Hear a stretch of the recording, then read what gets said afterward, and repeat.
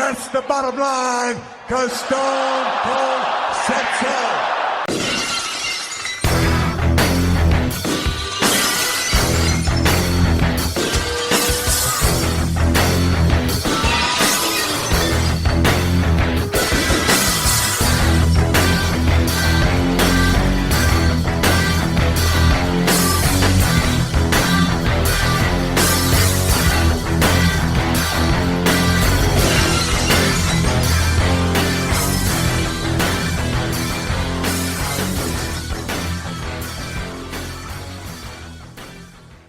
Welcome back to the Bottom Line Wrestling Cast, the career of Stone Cold Steve Austin. This week is episode 52, The Art of the Deal, and we're covering June through July of 1999. I'm Mike Prue along with JV. As always, JV, what's going on? Nothing much, man. Nothing much. Halloween around the corner. Yeah, Halloween, well, when we drop this, Halloween will be the next day. So Yeah. Which is weird, because I actually, in the Halloween time, just to tie wrestling in back here, I used to look forward to like Halloween Havoc and shit. I hear you. Remember they used to have Elvira on and all that. It might have been just like one time, but it felt like it was like all the time. Yeah, well, they Because always... I was like 9. And I was like, Dad, do you remember the time? Elvira? Like, you hear something as a kid, you just repeat it like 6 times and the story always changes. Right. Yeah. Halloween Havoc was fun, though, because... Yeah, it was. It was awesome. The Halloween theme, and they always, they stuck with that for the most part, and they would always have some silly, goofy stuff going on, Halloween-related, monster-related, whether that is you bring out the Yeti, who was actually a mummy and not a Yeti. And Yeah, right. Didn't even know what the fuck they're brilliant on. The one year, Watch Monster Squad. there was a Loch Ness Monster one year, just a big, giant, fat guy. He was the Loch Ness Monster. Didn't they have the electric chair one year? Yeah, Abdullah the Butcher got electrocuted in a cage match with a chair in the middle of it. Yeah, that was dope. That was cool. That's the shit I used to look forward to as a kid in wrestling. Like, oh, yeah, the craziest shit. the fun. Right. If there, if there's one pay per view I wish they'd bring back, that's always one that like sticks out for me. I hear you. I Like totally Halloween agree. Havoc. Right, that's a fun As a one. kid, yeah. And they could do get all this backlash with which well deserved for Hell in a Cell. But if they just had Halloween Havoc and had that match at Halloween Havoc, it'd be all cool. Yeah. They'd be like, yeah, this is cool. Halloween Havoc. What do you expect? 5-star matches? Yeah, no shit. It's Halloween the Havoc. fuck. Yeah. Although I think Rey Mysterio may have had some great matches at Halloween Havoc in that opening spot for a couple of years when he was in WCW. Oh, for sure, guaranteed. But the main events always sucked at those pay-per-views. Most pay per views, the main event that doesn't really deliver anymore. But, That's true. But the Halloween Havoc was just the theme was cool. Was it RoboCop or was that just a regular episode? When RoboCop showed up. RoboCop showed up in the summer, maybe. Maybe it was. I don't know exactly, but it was a Wrestle War. Oh, okay, but it wasn't Halloween Havoc. It wasn't Halloween Havoc. He saved Sting, right? Yeah. Yeah. He walks out all slow. Yeah. Was that Peter Weller, the guy that played him behind in the suit, or? No, it wasn't. They got a stunt double. Oh, that sucks. Peter Weller's wasn't like, screw this. wasn't the real Murphy? Yeah. Yeah, Peter Weller does. He does a whole bunch of history documentaries that I've seen him on. Because of his voice. Yeah. He actually appears on camera too. But yeah, he has a good voice for the narration. But just randomly throwing this out there, you ever see? We'll get back into wrestling here, but you ever see the movie Screamers from the '90s that he's in? I haven't. I know the name, but I never watched it. Dude, that was a good movie. There was like a run. I watched that when it came out. I remember renting that and watching it. My dad rented it and we watched it, and I was like, "Oh, this movie's rules." And then it was on I remember in the 2000s. All of a sudden, it was just on all the fucking time. Oh, really? I watched so much of it. Man, I never even watched it. Yeah, it's a good ass movie. It's a good if you like sci-fi, so yeah. I think I don't know if it stands the test of time. I mean, I'm gonna have to find out. But I have to report back on Screamers. Yeah. But all right. So that's what's going on. So I'll defer to you now here. Halloween's going on, so yeah. Every year I dress up for Halloween lately since we have kids now. So I'm always dressing up. And this year, the girls are gonna be Batman and Robin. So I got 2 girls being boys for Halloween. Nothing wrong with that. Nothing wrong with that. 21st century. But No. I'm gonna be the Joker, Nice. and my wife's gonna be Catwoman. Oh, sweet. Yeah, so I got the 1960s costumes. So it's like Adam West and Burt Yeah, Ward. Cesar Romero version. Yeah. And I got the Cesar Romero version of the Joker. Yeah. I don't want to be, like the modern freak, trying to be cool. No, you can't. You don't be doing that with your children. Right. Maybe when they're older, you rethink that. Right. then you probably all right. Now we can go. Yeah, maybe Heath Ledger or even. But even still, Phoenix. at my age, it's not that I'm old, but 36, I'm not gonna try to be like this cool hip Jared Leto or No, definitely never Jared Leto. But any of the other guys are acceptable. I don't give a fuck how old you are. If you're 60 and you want to dress like Heath Ledger, you fucking do it. Oh, you want to dress like Joaquin Phoenix as Joker, you do it. Oh, yeah, he looks good as a Joker. I like. When you don't do it? You don't do it when you're going trick or treating with little kids. Yeah. But when they're older, why not? It reminds me of on The Office, the one guy, his name's Creed. He dressed up as the Joker, the Heath Ledger Joker. Yeah. It's a funny ass scene. He comes out and two people dressed up as it, and he came in all creepy. He's just a creep on the show, so it was perfect for him. Yeah. But anyway, so that's what's going on. It's Halloween. Happy Halloween, everybody. Couple announcements, though. We have a new YouTube channel that has been put up, and I want you guys to subscribe to it. We set it up this past weekend and dropped the first 20 episodes and the first two top fives, 96 and 97. So those are on there for your viewership, listenership. So if you want to go back and listen to some of the early ones, go back on YouTube. It could be one of those things like you're laying in bed, you don't want to put headphones on, you don't want to use your phone. Just go to the YouTube app on TV. Most cable providers have it now. And just go to Bottom Line Wrestling Cast and play us and fall asleep to us. It's that easy. I do that often with shit on YouTube. So I'll put something that I kind of enjoy on and just fall asleep to it. I put more on YouTube than I actually do like Xfinity. Yeah. I'll do that. It's sweet that they have those in the apps now. They have YouTube. And even Amazon, Netflix. So, yeah, pretty cool. So, check out the YouTube channel, Bottom Line Wrestling Cast, of course. Also, you can follow us on Twitter at Bottom Line Cast. Follow JV at John Van Damage. And you can follow me, Mike Pruitt, at MPRU83. Also, check out our other show called the Extreme ECW Livecast. That's exclusive to the Booking the Territory Patreon feed, the $5 tier. It's JV and I doing watch-alongs for the early ECW of 1993. And this past week, we did ECW Hardcore TV episodes 23 and 24 from September 14th and 21st, 1993. And I don't know if you noticed, JV, but we got a message to our ECW page on Twitter earlier today, and it was from another podcast called the Oh My God Cast ECW Retrospective. And they tweeted at us, and they retweeted one of our posts, and it said, "Oh, no wonder why nobody's listening to us because there's already a show doing what they're doing." So, hey, good luck to them. They're 5 in. They did 5 episodes. Their latest episode was called "Your Mouth." It's a Terry Funk line where he says, "Your face has changed, but your breath still smells the same," with the horse's ass.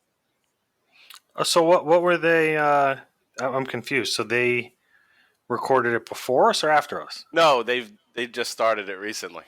So so I get it. So they're saying now they know why no one's listening to theirs because there's already one. Yeah, that's funny. What's their handle? OMG Cast, something like that. It's OMG Cast, but the podcast is called like Oh My God Cast, like Joey Styles. Oh my God! I'll have to find them. I don't really tweet from the Bottom Line Caster ECW account. So, but you have to send it my way. I'll give them a follow. Yeah, they followed us, so I followed them, and I said, nah, Don't worry about it. I said keep at it. Yeah, no kidding. Like, no, you can't do it. We were doing it first. Right. Like, no. Plus, Please, let's help each other out here. Oh, shit. Plus, ours is exclusive anyway on Patreon, so it's watch along style, and I don't think theirs is watch along style. Oh, gotcha. Okay. Oh, so yeah, that's good too. Yeah. All right. So let's get into what we do here on the Bottom Line Wrestling Cast, though, and talk about Stone Cold Steve Austin.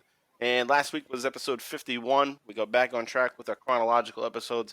We covered CEO 316, June of '99, and basically what we finished off there was Austin getting screwed at the King of the Ring, and not that he was screwed in the fact that he lost his title because he didn't have the title anyway at that point, but he's out as CEO because Shane McMahon grabbed the briefcase that was lowered down by some mysterious person, and the McMahons now have control back of the WWF at this point.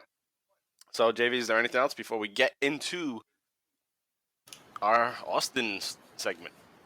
Nah, let's just get in, bro. All right, here we go. So, this is Raw 318, the next night after King of the Ring, June 28th, 1999, live from Charlotte, North Carolina. And it's going to start with a celebration. Vince McMahon always loves his celebration segments when he gets to come out and strut his ass and gets balloons coming from the ceiling, and you got the whole corporate ministry out there with him. So let's take a listen to what he has to say. And this is a pretty lengthy one, so it's about 6 minutes. So take a listen. McMahon and Shane McMahon are going to gloat for a little bit about tricking Stone Cold Steve Austin once again. So take a listen. First time I've ever been to a party where 20,000 folks didn't want to be there. What? Come on, get it. Come on. It's great. Yes, tonight is a night of celebration. Yes. Hallelujah. Celebrate. Tonight we celebrate the good times. Let the good times roll. Tonight, the McMahons celebrate the sheer and total dejection of Stone Cold Steve Austin. Finally. Yes. Tonight will be a night. I promise you, no, wait a minute. I guarantee you, Yeah, there's that word. you will never, ever forget tonight. Hey, you bunch of party poopers. Why do the McMahons celebrate the dejection of Stone Cold Steve Austin? It's real simple. Because just last night, Shane McMahon and Vince McMahon kicked Stone Cold Steve Austin's ass. Yes. Come on, JR, let me see a smile. Which, of course, means that once again, McMahons have complete control over the World Wrestling Federation. I think Austin got fired. And as such, Shane, I believe you have an official announcement. Oh, good, it's it. Austin got canned. He got the pink slip. It is my official duty and privilege, mind you, to fire Stone Cold Steve Austin's ass as CEO. Yes. He got the big pink slip. The acorn doesn't fall far from the tree here. He's So canned. then, many of you asking, the few Austin fans that are here, what becomes of Stone Cold? Well, it's real simple. You see, Stone Cold now goes right back where he started, right back where he's going to stay, down, all the way down to the very bottom rung of the ladder.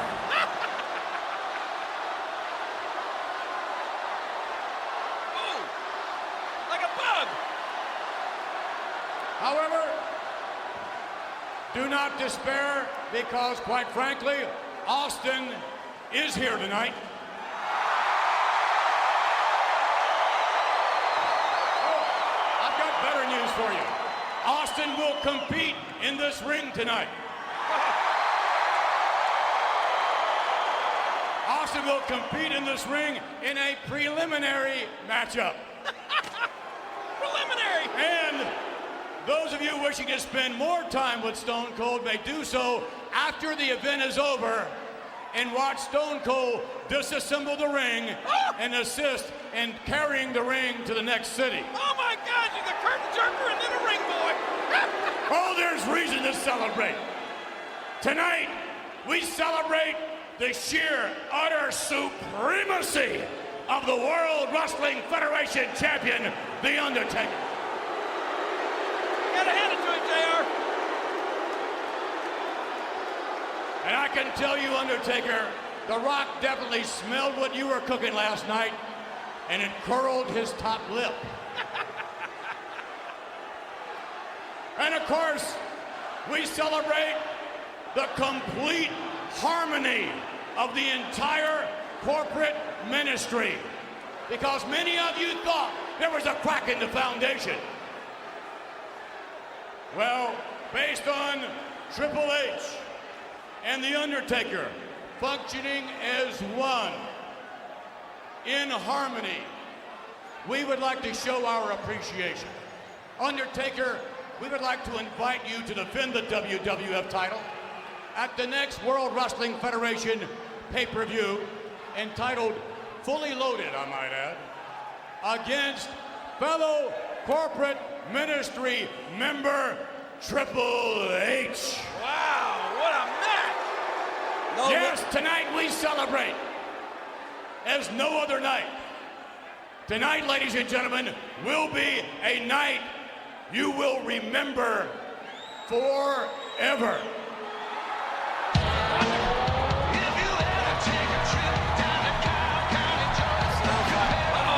Big boss man. The ex-corporate ministry member, Big Boss Man. What's he trying to do, crash the party? That's his old Boss Man music playing, by the way. And the Boss Man was a big fan favorite here. Wait a minute, stop the music. Wait a minute, stop this. You stop right there. You guys get back. Shane and I'll handle this. Get back. No. Shane and I, we got it. Get back. Two McMahons can take on any one Boss Man.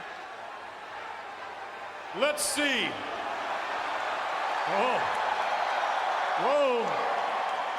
Not very smart on the Boss Man. Let's see if you'll go face to face with Shane and Vince McMahon. We won't budge.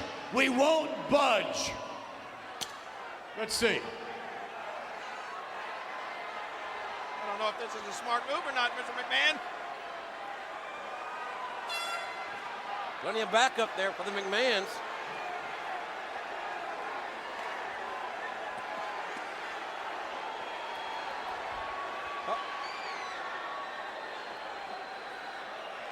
I love you guys. What? What? Oh, God. He said it'll be a night you'll never forget, JR. So the Boss Man has seen the error of his ways. Let's have a big group hug. Oh, this is touching. Get out the barf bags. What? Oh, there's reason to celebrate. Celebrate with us tonight, won't you? Yes. Yes, we will. I just have one more thing for you, Stone Cold Steve Austin. I told you last night, I told the world that McMahon 632 says payback's a bitch.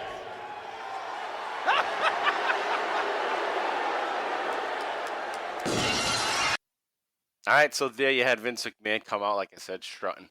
And he gets into the ring. He says, "This is a night of celebration. Tonight we celebrate good times. We celebrate the dejection of Stone Cold Steve Austin. I guarantee tonight will be a night you'll never forget." And it is, by happenstance, going to be a night that has never been forgotten in the history of cable television wrestling. Because when we get to it, we'll talk about it more, but this is a memorable night in the history of WWE and WWF at the time. So he was very accurate with that statement there. So then he goes on from there. He says, "Last night, Vince and Shane McMahon kicked Stone Cold Steve Austin's ass. We once again have complete control over the WWF. Shane McMahon gets all giddy. He takes the mic and he announces, and Jerry Lawler spoils it just moments before he makes the announcement. But Jerry Lawler's like, yeah, he's going to fire Stone Cold Steve Austin." And then Shane says a second later, "I'm firing Stone Cold Steve Austin's ass as CEO. I love when Shane is in this mode where he's just like cocky son of a bitch. Yeah. Because he plays it up too big time, like his dad. And I He's think great at I it. think you said it before that he's maybe trying to replicate his dad a little bit at times. Yeah, for sure. So while that's funny, yeah, he's still like looking up to his dad, like, yeah, I gotta be boisterous like him too. So from there, Vince says, Stone Cold goes right back to where he started, down, all the way down to the bottom rung of the ladder. So we still get the ladder puns because they had a ladder match.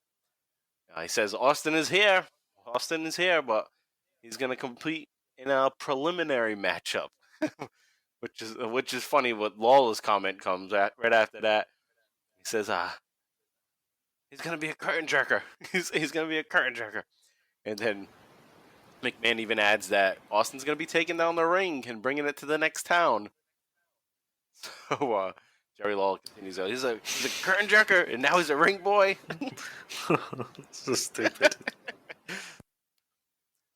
Now, they've been doing this a couple times lately. Is that Jerry Lawler rather, and JR even sometimes is that they'll comment over the promos, and I don't know if I like it that much because they kind of take away from No, moment it sometimes. takes away.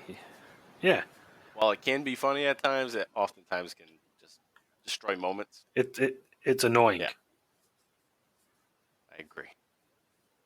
All right, so Vince says that they're going to celebrate the supremacy of the Undertaker, who is the world champion, but you wouldn't know it because he's like taking a backseat in this promo, and he's just like standing there with the belt on, like making weird faces at the camera when the camera's zoomed in on him. He'll like roll his eyes back and like open his mouth wide, like just doing weird things. So he's there, and they're going to celebrate that. They're going to celebrate the harmony of the corporation, and there's nothing wrong with the corporation, but Vince says he wants the Undertaker to defend the title against Triple H at Fully Loaded. And I was like, how the hell does that make any sense? That everything's fine in the corporate ministry, but you're going to pit two guys from your own group against each other for the championship? Two guys that have been having problems, and you're acting like there are no problems, and you're going to have them fight each other? Just forget it ever happened, man. Why don't you just get a different opponent? Right. There's been one guy, that's been after Vince McMahon for a little while here, and that's Ken Shamrock. So why wouldn't he have like Undertaker go up against Shamrock, kick his ass or something? Yeah. Instead, he's got Shamrock going up against like Steve Blackman or something. Right. If I'm not mistaken. You're right. They're like feuding. Yeah, because he's hired now Steve Blackman to do the dirty work for him and try to take Shamrock out. And then randomly, at 8 minutes in, we get Big Boss Man's 90s music hitting, which is a damn good song, but doesn't fit 1999 when you hear it. It's like, wow. It's like, okay, I can go back and watch like 1991 and see Big Boss Man, he comes out and the music fits the time. But then when they play it here in 1999, it's like, whoa, this doesn't fit anymore. And he doesn't even do anything. He just walks out normal to it. Like he used to like spin his baton, a nightstick rather, and then run to the ring with that music, and it was like hype music. He's walking out all slow to this beat. So anyway, he gets into the ring, and he stands there for a moment in front of Vince and Shane, and then he says, "I love you guys." I love you guys, and they give a big group hug. Triple H joins in. They all hug each other. I was like, what the hell's going on? And apparently, the thought is, and this isn't said on the show or anything, because it's a poor job of commentary. But from what I read online is that Big Boss Man was the guy that is the one that lowered the briefcase at King of the Ring. So I guess that's what they're implying. That's what people think, but it's never really stated. But I guess it makes sense because he's coming out. He was kicked out just recently. Yeah, but he's going to rejoin. Right. He rejoins. He probably wanted to do something nice to get him back in good graces with the McMahons. And this was his way to get back in. They should have just said it, right, though. They should have. I mean, it's good in a way that you get your audience to think what's happening, but so many other times you have to like hit us on the head with the story. When you with more like So for instance, you reinforce things that are more obvious, right? Like something stupid, right? Like the stipulations of the match. They'll say it over and over and over again, but for something that is a mystery, you don't even explain it to us. Something that could be anything, could have been anyone, and you just give us this vague little idea that it might be him, but never even say anything. So that's bullshit to me. And to wrap that part of the promo up, Shane gets on the mic and he says, McMahon 632 says payback's a bitch. 632. It's so corny that he didn't just... It is. It's wicked multiplied stupid. it by 2. It's like 632. That's like something, I don't know, one of my 6th graders would think of to do. I actually forgot today what it meant. Like, what the fuck does that even mean? I couldn't figure out, so I had to Google it to like remember why. Because my memory sucks. I was like, this is stupid. Yeah, man, even worse. It made it even worse. I was like, what? So, at that point, Austin doesn't want to be told, McMahon 632 says payback's a bitch. So Austin's going to head out to the ring and take a listen to what he has to say. Then we'll talk about it in a moment. What's he doing? Look at the intensity in the rattlesnake's eyes. There ain't a lot of use in talking about that match last night because the pictures showed at the beginning of our show exactly what happened. Stone Cold Steve Austin beat your asses, and when I went to get that briefcase, someone pulled a little string. That's a fact. Sour grapes. Hey, long story short, it was a bunch of BS. But knowing Vince, knowing you and that little bastard son of yours like I do. You can't say that. I'm not the CEO anymore. Knowing that I might get screwed, old Stone Cold Steve Austin took out a little insurance policy, and I'll tell you what it is. What's he talking about? Insurance policy. Vince, last night before that match, old Stone Cold wrote himself up a new contract. So when you look at that contract and you see those extra zeros, when you look at Stone Cold Steve Austin, you will know where that extra cash goes. What? He made himself a new contract? Why not? He's Secondly, and look at me with your little beady eyes when I speak to you. You remember that clause you had a while back? It said, I could never assault you unless you actually physically provoke me. Well, that's all been changed. changed? From now on, Vince, from now on, it's open season on Vince McMahon. So what that means is, anytime you show up at a Monday Night Raw, as soon as you step out of that car, when you step out of that car, Stone Cold Steve Austin can punch you right in the mouth. What? And the only thing you can do about it, Vince, is reach down, pick up your little teeth, put them in your shirt pocket, and go on about your business. You mean while he was still the CEO, he wrote himself a new look at contract? me. If you decide not to come to work, that means Stone Cold can drive to Greenwich, Connecticut, knock on your front door. When you answer that front door, I can punch you right in your mouth. It's assault. And the only thing you can do about it is pick up your little teeth, put them in your shirt pocket, and say, Linda, Stone Cold knocked out some more of my teeth. Look at me, you son of a bitch. When I was the CEO, I said, at a time and place determined by me, I would once again be the World Wrestling Federation champion. So, You said it all right. I said, look at me, you bastard, knowing that I might be screwed at King of the Ring on June 27th.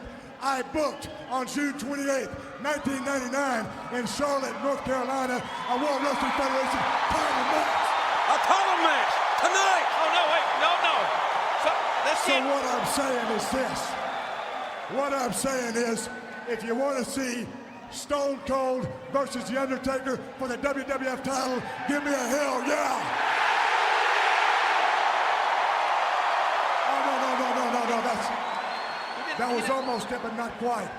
Also, the stipulation tonight, Vince, if any one sumbitch from the back gets within 10 feet of that ring, that big dead bastard is disqualified, and Stone Cold Steve Austin is still the World Wrestling Federation champion, and that's the bottom line, because Stone Cold said so. Oh, man, yes, indeed. This is going to be a night we're never going to forget. All right, so Austin heads out to the ring. He's got a mic already in hand. He's got his new baseball jersey on that they've been selling. And I thought back, because we just watched Fully Loaded 98 with Talking Taker. We did the watch-along a couple weeks back.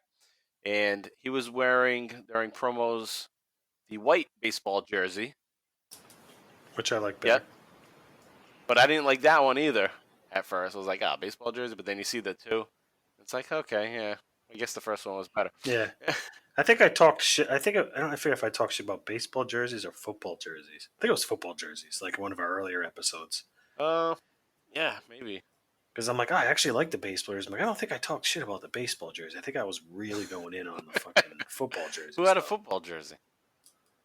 DX or something. Oh, someone had a football jersey on, and they were just like fucking awful. Yeah, it was, instead of the numbers, it said DX on the front and back. Yeah, but I think Austin had one, right? I don't think he did. I don't know. But anyway, he has this jersey again, and my thought after thinking back, he was wearing that last year, is that this must be like on a schedule, merchandise-wise, that, it's summertime, so we got to get Austin a baseball jersey. Yeah, that makes sense. So anyway, he has the second jersey, and he's going to be using it soon because he's going to go throw out the first pitch at a Mets game in a couple weeks here. Well, think about it. People that drink Coors Light love wearing jerseys and shit, right? So they're just targeting their market. Stone Cold drinks Coors Light, or it looks to be Coors Light, silver bullets and shit. It was definitely more popular, and we've said this before. And I think this was when we were talking about football jerseys, but it was definitely more popular then to wear jerseys regularly as clothing, like just being out. Not even like going to a football game or a baseball game. You'd wear it as normal instead of wearing a T-shirt. You just fucking wore one's jersey, right in the 90s. Yeah. Yeah, we did talk with this, and I was like, the only people still wearing that outfit are like kids in middle school or something. Druggies. Oh yeah, druggies. Yeah, kids in middle school. Yeah. And I don't even see that as much anymore. Yeah. All right, so let's move on from the jersey ship. All right, so Stone Cold says he's gonna beat their asses, and he's a little pissed off because that briefcase, someone was pulling on a little string. He says, long story short, it's a bunch of BS. He says, but knowing you, Vince McMahon, and your bastard son of yours, he knew he was going to get screwed. So he says he put in a little insurance policy. And Austin tells Vince that before the match, I wrote myself a new contract. And as always, I like to just mention this.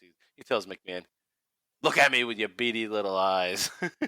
And that always gets a little heat from McMahon. He gets a little pissed off there. So Austin tries to get rid of he gets rid of the stipulation that they finally got rid of. Thank goodness, because this has been a pain in the ass over the past few months. Austin gets rid of the stipulation that he can't touch McMahon unless he's provoked. So finally a way to get rid of that storyline. And this leads to one of my favorite moments is in this promo. And this is another one from last week. I said something stood out to me. A promo stood out to me that I remembered pretty well. And this one stood out to me too. This is the one where he talks about knocking out Vince McMahon's teeth. And this one's hilarious. So Austin says, as you heard, this is going to be open season on Vince McMahon. Once you get out of your car, Stone Cold Steve Austin can punch you in the mouth. And the only thing you can do about it is reach down, pick up your little teeth, put them in your shirt pocket, and go on about your business. He says if you decide not to come to work, well, that means Stone Cold can go to Greenwich Greenwich, Connecticut. Don't knock on your door. When you answer the front door, I can punch you in the mouth. And then Jerry Lawler, of course, has to jump in and make a comment. So he says, "That's assault." Trying to be all legal about it, which is true. It is assault, so he wouldn't be able to get away with it. He says, "The only thing you'll be able to do about it is bend over, pick up your little teeth, put them in your shirt pocket, and say, 'Linda, Stone Cold knocked some of my teeth out.'" So that was great. Like that whole setup of the joke. Yeah, it was. And the execution of it was perfect, where he's like, "Oh, he knocked out some more of my teeth." I just pictured it all in my head, and it was just funny. Going to his big mansion and Linda. Yeah, good yeah, visual. it was great. It's like we said last week. Austin's starting to have more comedy, more comedic timing. Even though he was funny before, and he was just being an asshole. That was funny in a different way, but now it's kind of like he's got his own routines going on. Mm-hmm. He probably feels like he has to compete with The Rock at this point. Definitely. He could. I mean, we can see how The Rock's starting to fucking really gain steam. Oh yeah, so. and there's a promo later on with The Rock. We'll talk about in the Attitude Era update. Ooh, Yep. Yeah, it's a classic one. But from there, Austin says he was the CEO. He said he's going to be the champion again when he was CEO. And so with that said, he booked himself a championship match ahead of time because he knew he was going to get screwed somehow. So he wanted to make sure he got this match booked in time. For June 28th, 1999, which is tonight on Raw, Austin says he's going to have a match with The Undertaker for the WWF Championship. And asks the crowd for a hell yeah, and you get an oh hell yeah there. Austin makes one more stipulation. He says if anyone comes 10 feet close to the ring, then Taker gets DQ'd, and Austin still wins the championship, and that's the bottom line, because Stone Cold said so. Now, the thing with that is, he's not in charge anymore, so even if there is a contract, or even if a match is booked, because it's not a contract, it's just a match that he booked. Vince McMahon back in charge, you could say, screw that match. We're not doing that anymore. I'm in charge now. So they could just simply have done that. So there are these plot holes, of course, as always. But you gotta let your imagination run wild a little bit and just accept it for what it is. And that's wrestling. And plus, it's Stone Cold, so who wants to really argue that he shouldn't get a match? So we're happy to see Stone Cold get this championship match. And that's what we're going to go to now. Undertaker versus Stone Cold.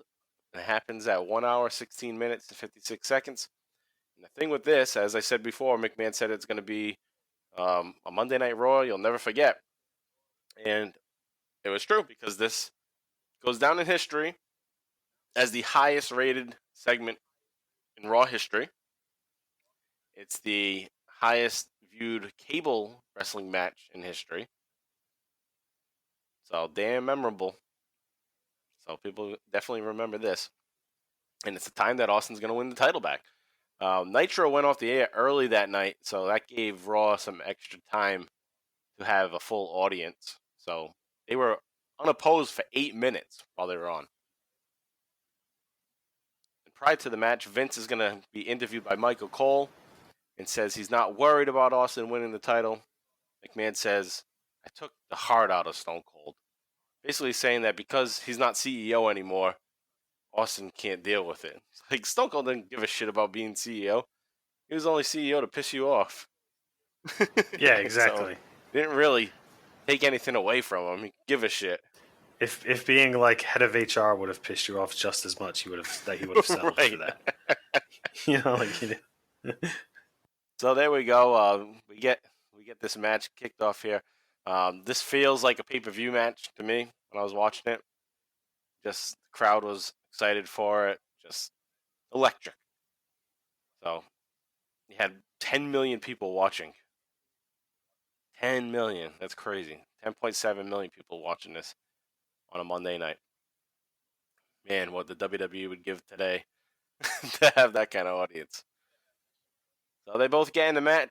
The match gets started once they both get in the ring. The action starts. Bell time's at 1 hour, 19 minutes.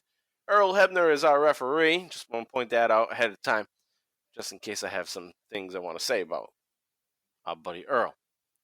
So Austin's going to pound away on Taker right into the corner. And Undertaker does this cool thing to Earl Hebner. And Talking Taker has talked about this before, that Undertaker has this routine where he intimidates the refs. And that's what the Undertaker does here to Hebner. He backs him off. Earl Hebner gets all scared and leaves the ring. So that was pretty cool. And plus, fuck Earl Hebner. So I was like, yeah, cool, Undertaker. It's a good move there. Make him shit his pants. And then while Undertaker does that, he's kind of distracted because he's trying to scare Hebner. So Austin jumps on him, gives him a Luthez press, and the crowd goes nuts on that. Austin's going to attempt an early stunner, and Taker avoids it and slides out of the ring. So he scouted Austin here. And JR mentions that there's no more commercial breaks. So that factor there also is another reason why the ratings were so good, because people knew that there's not going to be a commercial break, and they're not going to switch away from it at that point. Yeah, there's no reason to switch away. Yep. Just stick on it. You don't want to miss what's going to happen. And yeah, that's the only reason why people would turn is the commercial breaks. And sometimes if you went to Nitro and something cool was going on, you might not go back to Raw right away. But generally, you'd go back if there's nothing going on. Yeah, and you're getting a title match. Exactly. Here, so. I wish I would have looked up what the hell was going on. It was the perfect storm. It's crazy because I didn't know this until you mentioned it in the notes. I wouldn't have guessed this either as being the highest rated. I mean, if I did research, maybe. But I mean, I guess it makes sense. It's Austin getting a title match on Raw. Yeah, but 9.5, that is fucking high. Crazy high. That's wicked high. And they weren't totally unopposed. They were just unopposed during the end. For 8 minutes of it. People are probably already hooked on to it anyway at that point. All right. So, people weren't really watching Monday Night Football then. Like, Monday Night Football wasn't killing it in 1999. Right. Like it does now. With the Dolphins beating the Steelers. This Monday night. Jeez. All right, so we got Austin and Undertaker go at it outside the ring. They make their way back into the ring. Austin's going to hit a solid clothesline and get the 2 count. Austin comes back with a big boot to the face, and Paul Bearer is going to walk by. He just casually nails Austin in the head with his shoe. So we get another shoe shot from Paul Bearer. That's at 1 hour, 22 minutes. Earl Hebner is tied up with the Undertaker, so he doesn't notice it, of course. But I'm not sure why Earl Hebner is outside the ring in the first place when both wrestlers are in the ring. So it's just one of those other things, but I'm pretty sure it's because Undertaker scared him again. That's my only logical reason. And I'll give Earl a break there that time. Undertaker's pretty scary. So Taker goes outside the ring. He measures up on Austin and hits him with an elbow while Austin is laid on the apron. Undertaker then clotheslines Austin out of the ring, and Austin is crawling towards the ramp.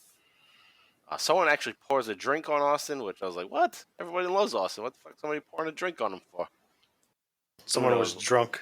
Yeah, well, it must have been it. Yeah. It could have been as simple as they were excited and they raised their hands up and just spilled the beer everywhere. Oh, yeah, that's a total, an accident.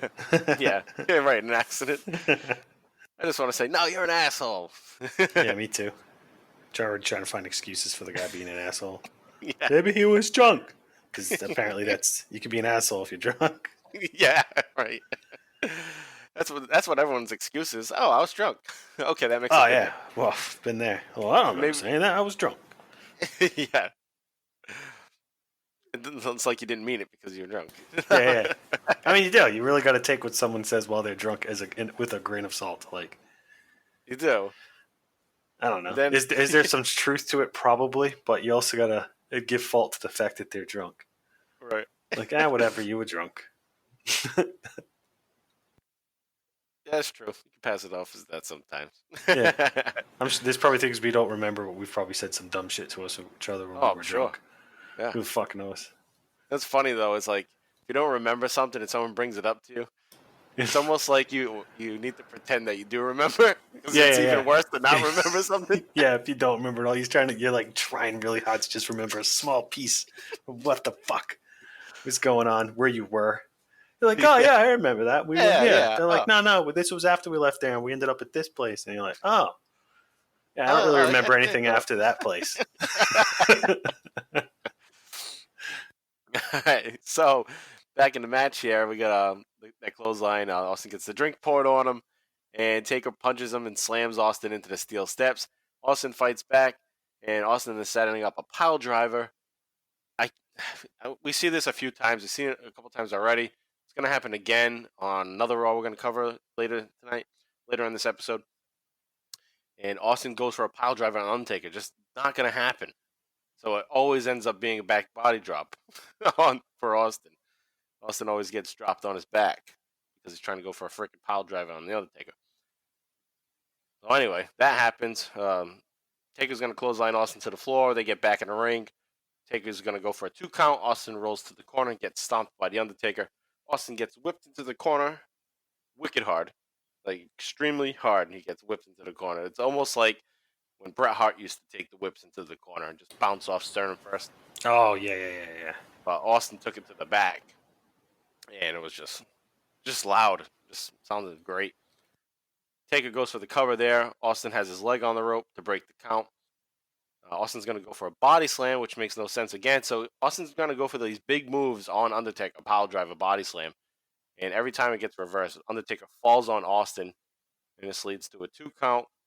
Taker keeps Austin on the mat, and they get into a sleeper hold. And I have a little side note that I noticed right around this time of the match that there's a girl in the front row with a yellow shirt, has a nice rack. So I'll point that out to any fellas that like that. So Austin makes a short comeback after that. Taker regains control. If you don't like it, don't be a bitch about it. Right, just say you don't like it. Yeah. Taker regains control with a body slam, and Taker's gonna do the rope walk, the old school, and smashes down on Austin's shoulder. Taker gets a 2 count, and that leads to another rest hold at 1 hour 28 minutes. Austin gets kicked off into the crowd by the Undertaker after he tries to get Undertaker's legs wrapped around the ring post after they go outside the ring for a moment. Taker gets Austin back into the ring, and then they do one of my favorite spots. They collide with a double clothesline. Now they're both down, and then that's not gonna last long. They don't actually. I don't even think Earl even does a double count out for that. They just kind of get up moments later. Austin stomps Taker into the corner. Austin hits the ropes and gets caught by Undertaker. Austin avoids the setup for the tombstone. Taker turns around, gets a gut shot, and nails the stunner. Earl Hebner gets pulled out of the ring again, as we've seen numerous times. Earl Hebner is basically almost out of the ring, and Paul Bearer just grabs him and whips him out of the ring again. As I said, we've seen this before, and that breaks the count. But what did Austin say earlier? He said, and it doesn't make sense, Paul Bearer shouldn't even be down there in the first place, because any corporate member is not supposed to be 10 feet close to the ring. So there's Paul Bearer. He's a member of the corporate ministry, right? Definitely a fucking member of the corporation. Definitely. Right. So there he is. So they just ignore that the whole time. And then there's interference. So a DQ meant that Austin wins the title anyway. But Earl Hebner, probably not even aware of the stip, or just told, fuck it. Ignore the stip that we talked about for 15 minutes to start the show. So that's another little one of those pain in the ass types of things. And it's related to Earl Hebner, so I'll blame him, not Vince McMahon and the writing staff. Vince Russo. So there we go. Austin's pissed off. He punches Paul Bearer, and then he drops Taker's neck on the top rope. We get a little sloppy ending here. Austin looks to be trying a Lou Thez press, but kind of bounces off Undertaker, and then hits the ropes again. So Austin pushes Taker, then kicks him in the gut, then hits the stunner. So awkward moment at the ending there, but nonetheless, Austin hits the stunner and gets the 3 count, and becomes the WWF champion for the 4th time. 1 hour, 31 minutes, 6 seconds. 4-time champ, baby. Stone Cold Steve Austin. So a year ago, he lost it June 28th. So a year exactly, he lost it, and now he's won it he won it that one time in between. But just interesting that a year ago he lost it. And he lost it to Kane at King of the Ring in the first blood match. And they're going to be so creative that they're going to set up for the next pay-per-view a first blood match. So not only do they get their merchandise schedule in order. So, it's summer. Oh, we're going to put on another baseball jersey. Oh, it's summer. Oh, we're going to have a first blood match. And Austin needs to lose the title and win it back. So it's like, all right, let's just look back at what we did last year, because 1998 was such a great year. Fucking repeat it. Yeah, let's do it again. It's going to work in 99 too. And guess what? It did. But funny that, if you kind of look back and see, not so original, because you're also going to get more Undertaker and Kane partnering up like they did exactly a year ago. So, yeah, not as creative as many would give credit for. Maybe that's why Vince Russo is gone in a few months. Maybe they caught on. Like, dude, you're doing all the same shit you did last year. Yeah, like, this guy thinks we're stupid. You're fired. Get another But you job. kind of are, because you let him get away with it. Right. Once. And it should have been none. Yep. Well, yeah, that's our own little bottom line spin on the booking of 98 and 99. It's the same damn thing. So anyway, Austin begins to celebrate, and Taker is going to end that celebration real quick. Taker is going to hit Austin in the face with the belt. This busts open up Austin. This kind of starts the next storyline of Austin getting busted open almost every week, leading to that first blood match that's coming up in July at Fully Loaded. Taker continues to beat on Austin as the show ends, and JR is screaming to stop this. Anyway, I don't know if we're going to do a skull rating on this match. It's a championship match. He wins the championship. So, yeah, I made one. All right, what'd you get? Well, I gave it a 3.5, which is, I guess, kind of a standard score, but what did you give it? I give it 3. I think it was good overall. The ending kind of, like I was saying, it's kind of sloppy. In the end there, you also had the stipulation being ignored with the ministry members not supposed to be down there. Yeah, Earl Hebner getting pulled out of the ring.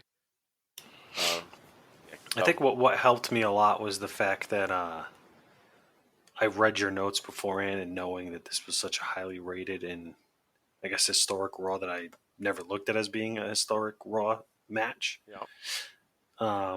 So knowing that going in and watching it, I think kind of helped it a lot. Yeah, I mean, just made me a little bit more excited. So my scoring was a little bit more lenient. Otherwise, probably a 3. But 3.5 was my score. Yeah. Yeah, so we're on the same page, basically. So Yep. I think Austin did a great job selling in this match. He's getting beat up a lot. It was cool because it made The Undertaker look strong, even though he's going to lose the title. So he still remains, this top heel. Because Austin doesn't just totally kick his ass. He gets his ass beat for most of it. And he just kind of gets the best of Undertaker right at the end. And then even after the match, Undertaker's still back up and knocks him out and beats him up. So it's a good setup for a return match. So Austin's the champion there. Let's go now to Heat 49, which is July 4th, 1999 in Fayetteville, North Carolina. It's taped on June 29th, 1999. And Undertaker is just going to cut a promo. It's a short promo, and it's a shitty promo, but we want you to listen to hear how shitty it is. So take a listen to Undertaker give his promo about Stone Cold. While he was still CEO, Stone Cold Steve Austin wrote himself a new 5-year contract, Michael, not only making himself the highest paid player in the game, but giving him one more opportunity at the World Wrestling Federation Championship the night after King of the Ring. Stone Cold made that opportunity count.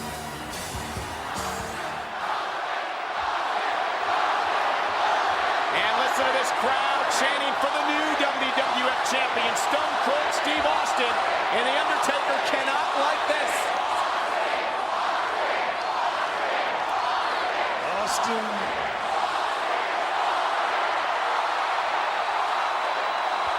The Undertaker visibly unnerved. No more is it about pinfalls, 1, 2, 3s. That's done with. It's not about ratings. It's not about television. It's about 2 men and I use the word loosely with you, Austin, that just don't like each other. Now, what I seek is retribution. I don't want your soul because it stinks. I don't want your rotting flesh because it ain't worth a damn. What it is I want, Austin, is your blood. What? Because last week I tasted the blood of Austin and I liked it.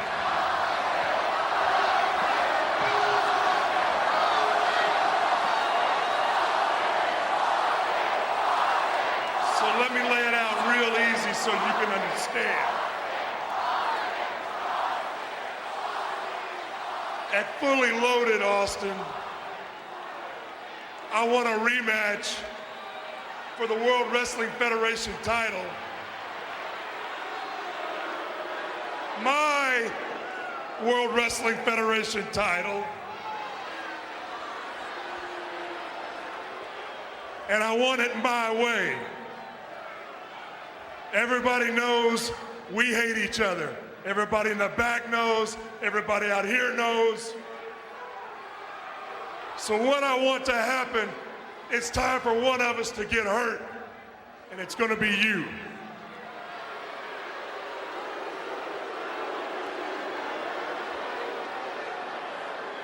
Austin, Fully Loaded, I want a first blood match. Whoa! Now you got 24 hours to get back with me, Austin. But you can rest assured you don't have a choice. Austin, let's see if you are a man. The Undertaker. All right, so as you could hear at the top of that promo there, that the crowd is chanting so loud for Austin that the Undertaker can't even start his promo. And it's partly that, and he probably doesn't remember what he has to say. And the crowd is frustrating him. He's getting a little distracted. So he gets into it. He says, no more. It's not about pinfalls. That's done with. It's not about the ratings, which is interesting because they're coming off the highest rated match. So that they probably had talked about it. Like, wow, our match was the highest rated. So he brings it up here in the promo. It's not about the ratings. It's about two men that just don't like each other. What it is I seek is retribution. I want your blood. Last week I tasted the blood of Austin, and I liked it. So he challenges Austin to a first blood match at Fully Loaded for the WWF Championship. He says he wants it his way. So, JV, what did you hate about this promo? It was just corny. Yes. Like, it didn't feel natural. I don't know, just like a... Typical.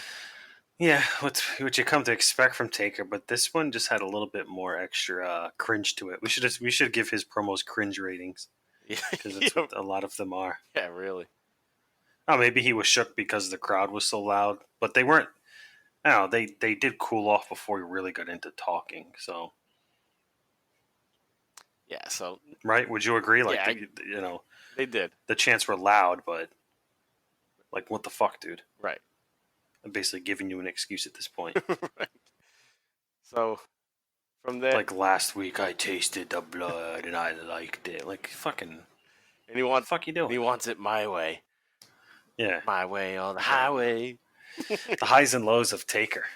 Yeah. I love Taker, obviously, but the highs and lows of him are kind of... Yeah. I like him when he's quiet and just scary. Yeah, me too. Less is more with Taker. Right. So Undertaker tells Austin, you got 24 hours to get back to me about this match. So he's alluding to Raw there. And Raw 319 is July 5th, 1999, Fayetteville, North Carolina. And we got a promo to start things off. Austin and McMahon are going to make a deal with each other. So let's take a listen to that. If you saw Stone Cold beat The Undertaker's ass last week, give me a hell yeah. It wasn't a pretty sight, but I damn sure got the job done.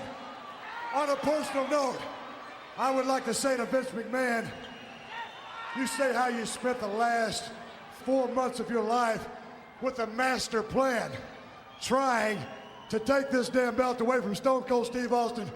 And on one Monday night, Stone Cold Steve Austin crumpled up those plans and shoved them right up your ass. You can't say that.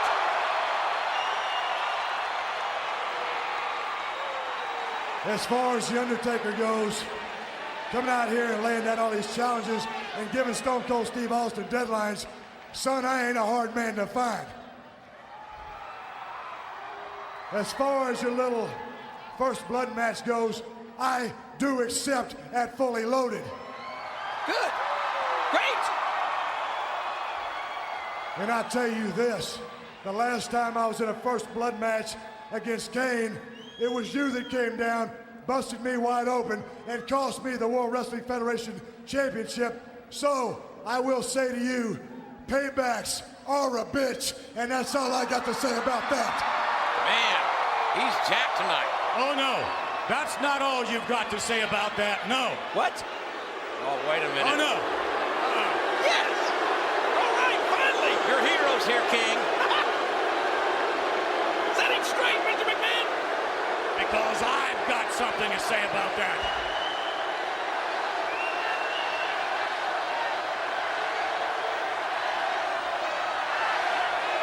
You hear this crowd chanting at Mr. McMahon. You see, Austin? Hold it. I'll tell you right now, you're going to have to talk a hell of a lot louder than that because my hearing ain't so good, and you got 15,000 people calling you an ass.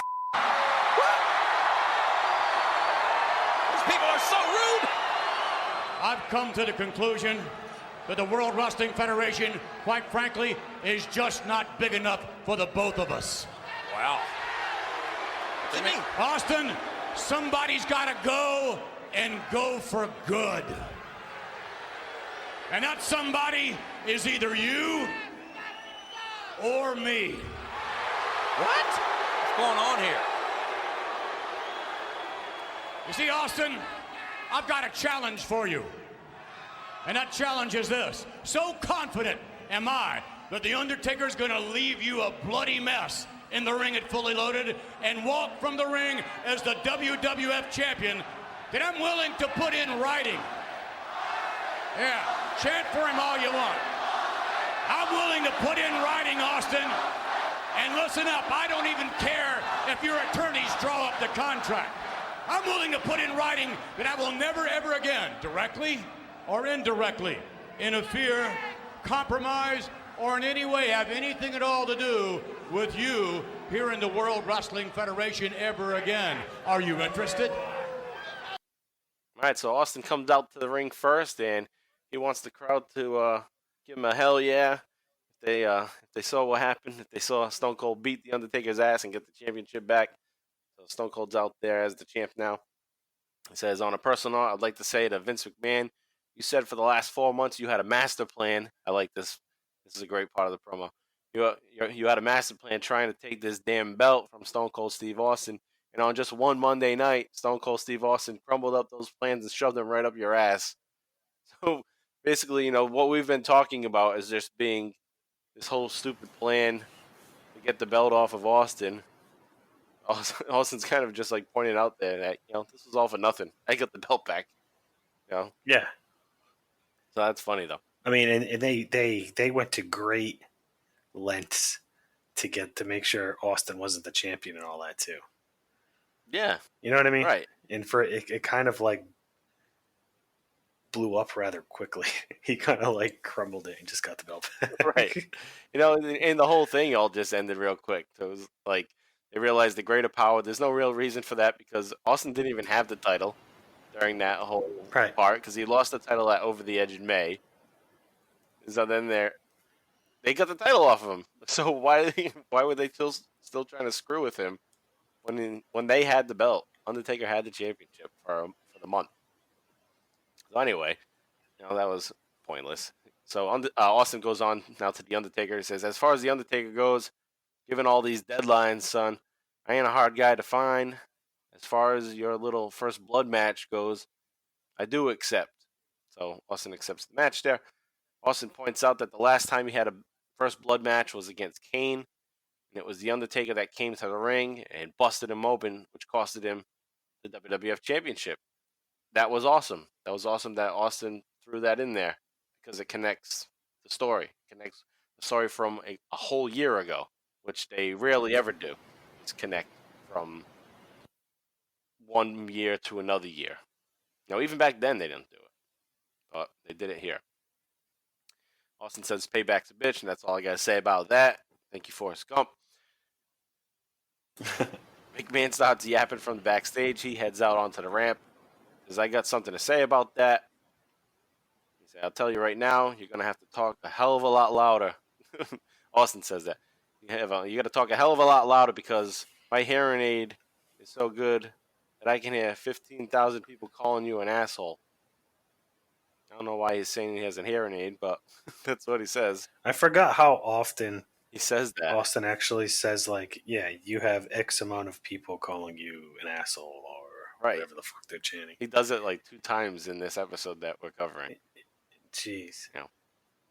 So he says, you see, Austin, I got a challenge for you. So confident that I am that The Undertaker is going to leave you a bloody mess at Fully Loaded and walk away from the ring, the WWF champion. And I'm going to put it in writing. I don't even care if your attorneys write up the contract. I will never again, directly or indirectly, interfere or compromise anything you do here in the WWF. Are you interested? Austin gives a little smirk and then responds, you're damn right. So that continues on for a couple more minutes. So let's listen to how the rest of this making a deal pans out. If you saw Stone Cold beat The Undertaker's ass last week, give me a hell yeah. It wasn't a pretty sight, but I damn sure got the job done. On a personal note, I would like to say to Vince McMahon, you say how you spent the last 4 months of your life with a master plan, trying to take this damn belt away from Stone Cold Steve Austin. And on one Monday night, Stone Cold Steve Austin crumpled up those plans and shoved them right up your ass. You can't say that.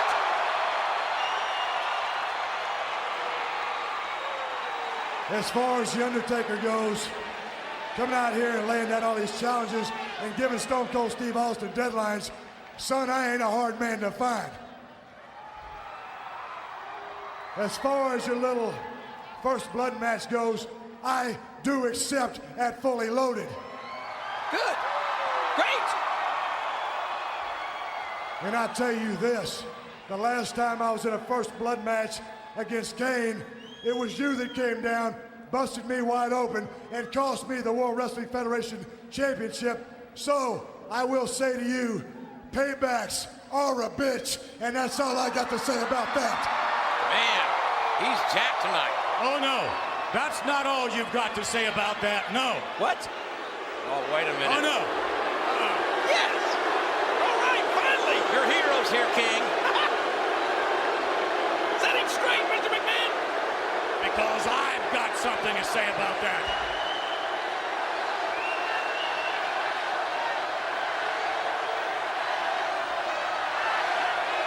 You hear this crowd chanting at Mr. McMahon. You see, Austin? Hold it. I'll tell you right now, you're going to have to talk a hell of a lot louder than that because my hearing ain't so good, and you got 15,000 people calling you an ass. These people are so rude.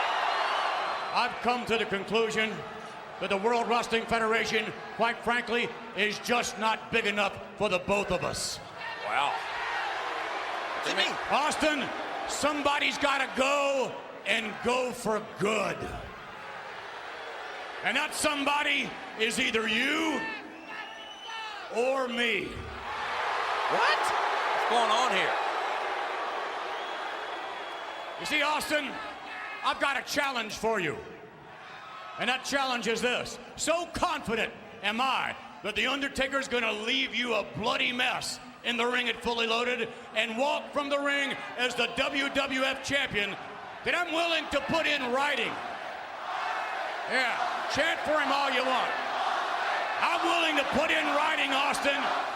And listen up, I don't even care if your attorneys draw up the contract.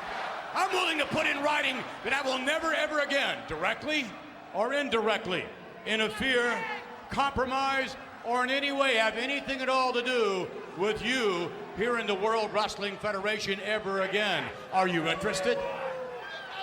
So McMahon, he wants it in writing. He wants all this in writing, not just in words.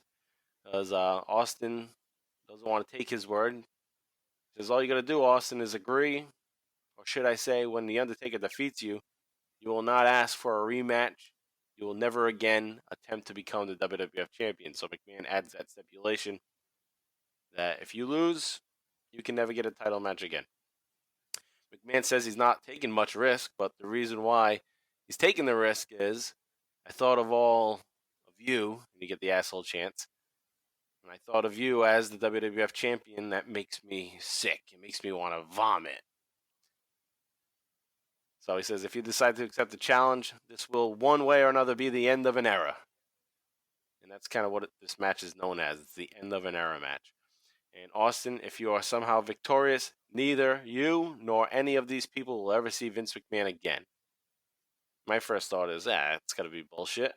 But come to thinking of it, though, is like, maybe, no, he doesn't go away this early in 99.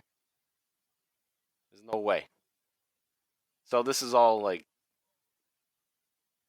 based on bullshit right from the start here. It's like we know Vince McMahon's not going to go away. Come on. No. He doesn't go away for a while. He's pretty much in. Right. For the next few years. We'll see how it plays out because I don't totally remember. Maybe he goes away for a month. That doesn't count. I'm talking like... Yeah. Yeah. But the stipulation is he's going to be off TV. So they could have had him off for a month and then... Yeah, bro. I doubt he was off more than I'd say anything more than 3 months, I'd be shocked. Oh, yeah. Like a quarter. Doubt you know what it. I mean? So Austin clarifies his attorneys will write up the paperwork so he doesn't have to worry about trusting McMahon's sorry ass. If you don't want to see Vince McMahon's ass no more, give me a hell yeah. Austin accepts the little challenge. He says, but it won't be the end of an era. It'll just be the end of you. And that's the bottom line because Stone Cold said so. That was pretty cool. Won't be the end of the era, it'll be the end of you. So we'll see what happens there as we continue on. We'll see how that works out on next week's episode. But at the end of this episode in Raw 319 from July 5th, you have a Big Show and Hardcore Holly match versus Kane. The only reason why I bring it up right now is because The Undertaker does come out, and Undertaker and Kane team up together to beat up Big Show. So it looks like we have Undertaker and Kane joining back up with each other, and Taker is busting open Big Show. So essentially, he's pointing out that Austin, this is what's going to happen to you. So he's just busting people open. All right. So on Heat 50 from July 11th, 1999, live from Indianapolis, Illinois. Stone Cold Steve Austin does not appear there. He makes no appearances, but he's going to throw out the first pitch, and they cover that on that heat, and he throws it right down the middle. So there's that. All right, the next Raw is Raw 320 from July 12th, 1999. This is live from Louisville, Kentucky, and we're going to get more of the deal. That's why this episode is called The Art of the Deal. Not related to Trump, but I thought it would be a good title for this because it's all about working out this deal for this match coming up at Fully Loaded. So Austin and McMahon are going to continue the discussion of the deal, and they're gonna sign it. They're gonna sign this up here. So let's go to the audio clip to start things off, and then we'll talk all about it. All right, let's get right down to business. Vince, I know you're in the back listening. And what I did was exactly what we talked about. I had my attorneys draw up the contract, what makes it official, which makes it ironclad at Fully Loaded in a first blood match. When I beat The Undertaker's ass, it means we will see your ass later.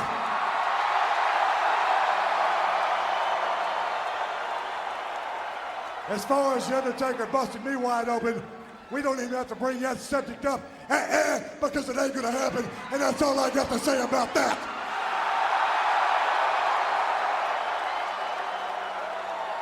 So Vince, what we need to do is for you to bring your little carcass out here. Come on down the ramp.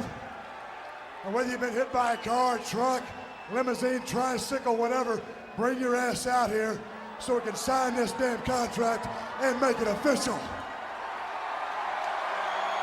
Stone Cold calling out the owner of this company. I don't think he's in any condition to come out here, is he? Mr. McMahon involved in a motorcycle car accident on the 4th of July. Has been confined to a wheelchair, at least for the time being.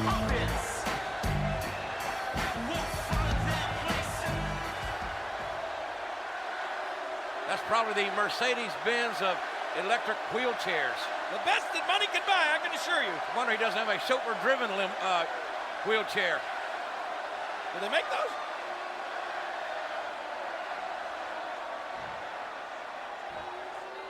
If you think that sumbitch looks completely pathetic, give me a hell yeah.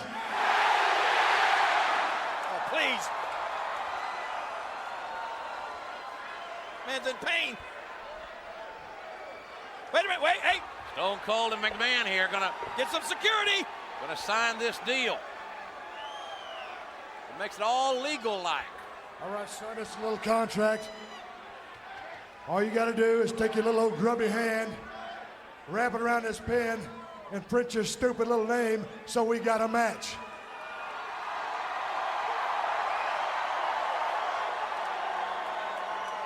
Sign the sumbitch right now because I'm starting to get a little pissed off. Just for the record, before we get down to business, I know you know, but I want everyone else to know. Please, he's trying to talk! That old familiar chant. I know you're in a wheelchair and you're in a lot of pain right now, but you got about 20,000 people calling you an asshole. I feel his pain. I just wanted to state that for the record, I was recently involved in a motorcycle accident and I sustained multiple injuries. It was horrible. Nonetheless, nothing would keep me from coming here tonight and signing this. Nothing. He should be in a hospital. So, Well, then sign the damn thing if nothing's going to stop you from signing it.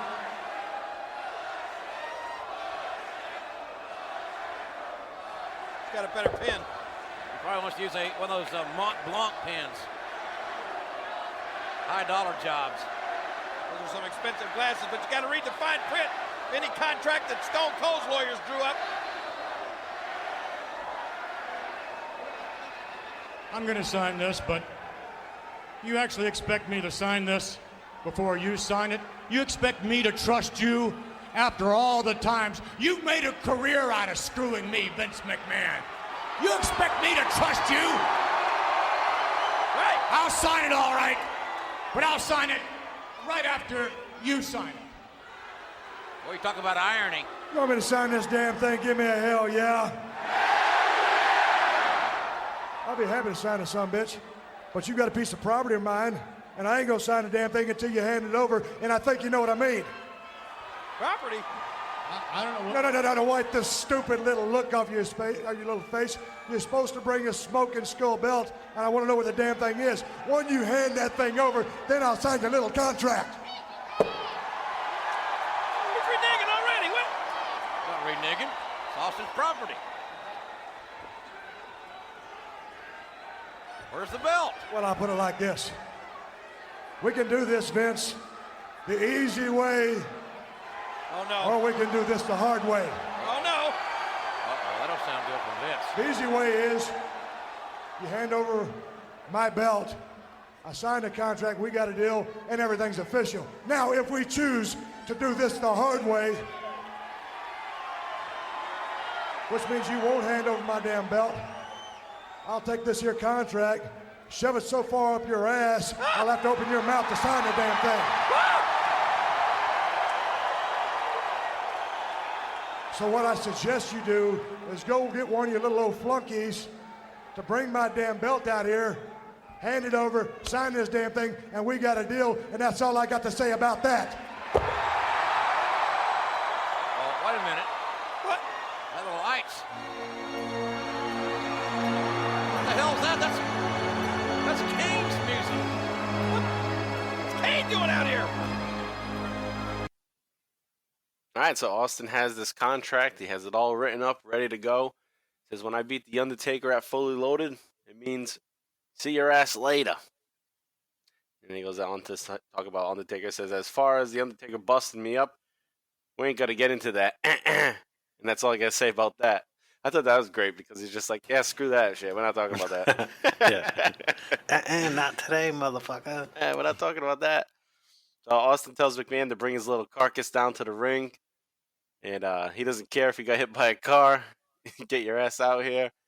And he wants McMahon to sign this contract. So McMahon apparently for real was involved in a car accident, motorcycle accident on 4th of July. And McMahon is injured, and he's coming out on a wheelchair. And we've said this before, and I'll say it again, but whenever Vince or in another instance was Bret Hart, when they're in a wheelchair, they just look like great heels in wrestling. Because they're just big assholes. And you're supposed to be sympathetic of them, but yeah, like screw you. I'm not giving you any sympathy, yeah, asshole. You what's deserve worse it. than seeing someone in a fucking wheelchair talk shit to you? Right. Like, what? And you can't say anything to them because they're in a fucking wheelchair. It's like, Right. oh, you're an asshole. So you get a free pass though if you're an asshole in a wheelchair. Right. So McMahon thought. Right, you get to be an asshole. Austin don't play that game. Yeah, Austin don't care. Austin goes on and says, if you think that son of a bitch looks completely pathetic, give me a hell yeah. I love that because that was like off the cuff there. He looks completely pathetic. So they have a table set up for Vince. Vince goes down to the ramp and they got a little table at the bottom outside the ring. And Vince pulls up to it in his electric motorized wheelchair that JR says is the it's like the Rolls Royce of wheelchairs or something like that. Yeah. And it even has a WWE logo on it. So Austin is he's got the contract. He says all you gotta do is take your little old grubby hand, wrap it around this pen, and print your little stupid name, and we have a match. I've said it before, but I'll say it again. I love the usage of Austin's little. It just downgrades things a little bit. Yeah, the way he says it helps a ton. Your little grubby hand, stupid little name. Little grubby hand. Austin, he doesn't give him really any time. He says, sign it, son of a bitch, now, because I'm starting to get a little pissed off. So Vince tries to talk. You get the asshole chance, of course. Vince has this great facial expression on his face. A look that just shows, like, how disappointed he is. Like, how did it get to this? How am I this big asshole? Like, he doesn't understand why he's an asshole. That's what they say about villains sometimes, or people that do bad things. It's just, they don't think they're doing what's wrong. They think they're doing what's right. Yeah, in their mind, they're the hero. Right. They're the protagonist in the story. Exactly. So he says, I know you're in a wheelchair and not feeling real good, but you got about 20,000 people calling you an asshole. So immediately, just a week later, we get the same exact thing. Austin's new favorite line. So Vince announces he has sustained many injuries, but nothing was going to stop him from signing this. Vince gets his glasses out. Vince says he doesn't trust Austin. He wants Austin to sign it first. Austin says he doesn't care. They give him a hell yeah. Austin says, you want me to sign this? They say hell yeah.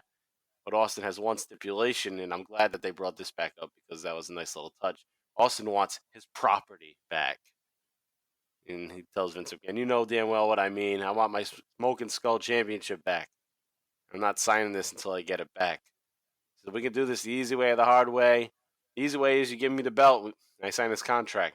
The hard way is I'll take this contract, shove it so far up your ass, I'll have to take it out of your mouth to sign the damn thing. That's a fucking great visual.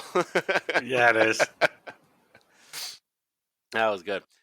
So Austin goes on and says, now get one of your flunkies to come down here and bring the belt. That's what he says, flunkies, because I couldn't make out what the fuck he was saying. I'm like, is that a fuck up or is that like real? I don't know. That's like a real word people use. No, yeah, it's a word. Flunky. Like, did he mean to say fuckheads, and he just then he realized he was on TV? Maybe he wanted to say that, but a flunky is just somebody that does everything for you. Ah, okay. I've never heard that word before. Yeah, so he does say that. So, like a flunky is like a stooge, like one of the stooges. So tell him to bring the belt down, and we can sign the damn thing. And that's all I got to say about that. And then you get Kane's music hit. And when I was listening to it, I mistaked it for Undertaker's music at first. And then I was like, oh, shit, no, that's Kane. It totally threw me off because I wasn't expecting Kane, because Kane has nothing to do with this. So Undertaker, maybe. And that music just made me think of Undertaker, and it was kind of just weird. I guess it's similar in a way, but threw me off. So anyway, Kane's music hits, and Austin takes McMahon's chair and spins it around and puts it towards the top of the ramp to kind of get McMahon between who he thinks is coming as Kane, create some separation. So, and doesn't end up being that. What actually happens is Undertaker sneaks up from behind and nails Austin with the Smoking Skull Championship belt. So it's basically, oh, you want your belt back? Here it is. Boom. Hits him over the head, and guess what? Stone Cold gets busted open again. So Stone Cold's been busted open a few times already at this point, leading to this fully loaded First Blood match. But we have some audio to play from this last part of the segment. It's just a couple minutes, and take a listen.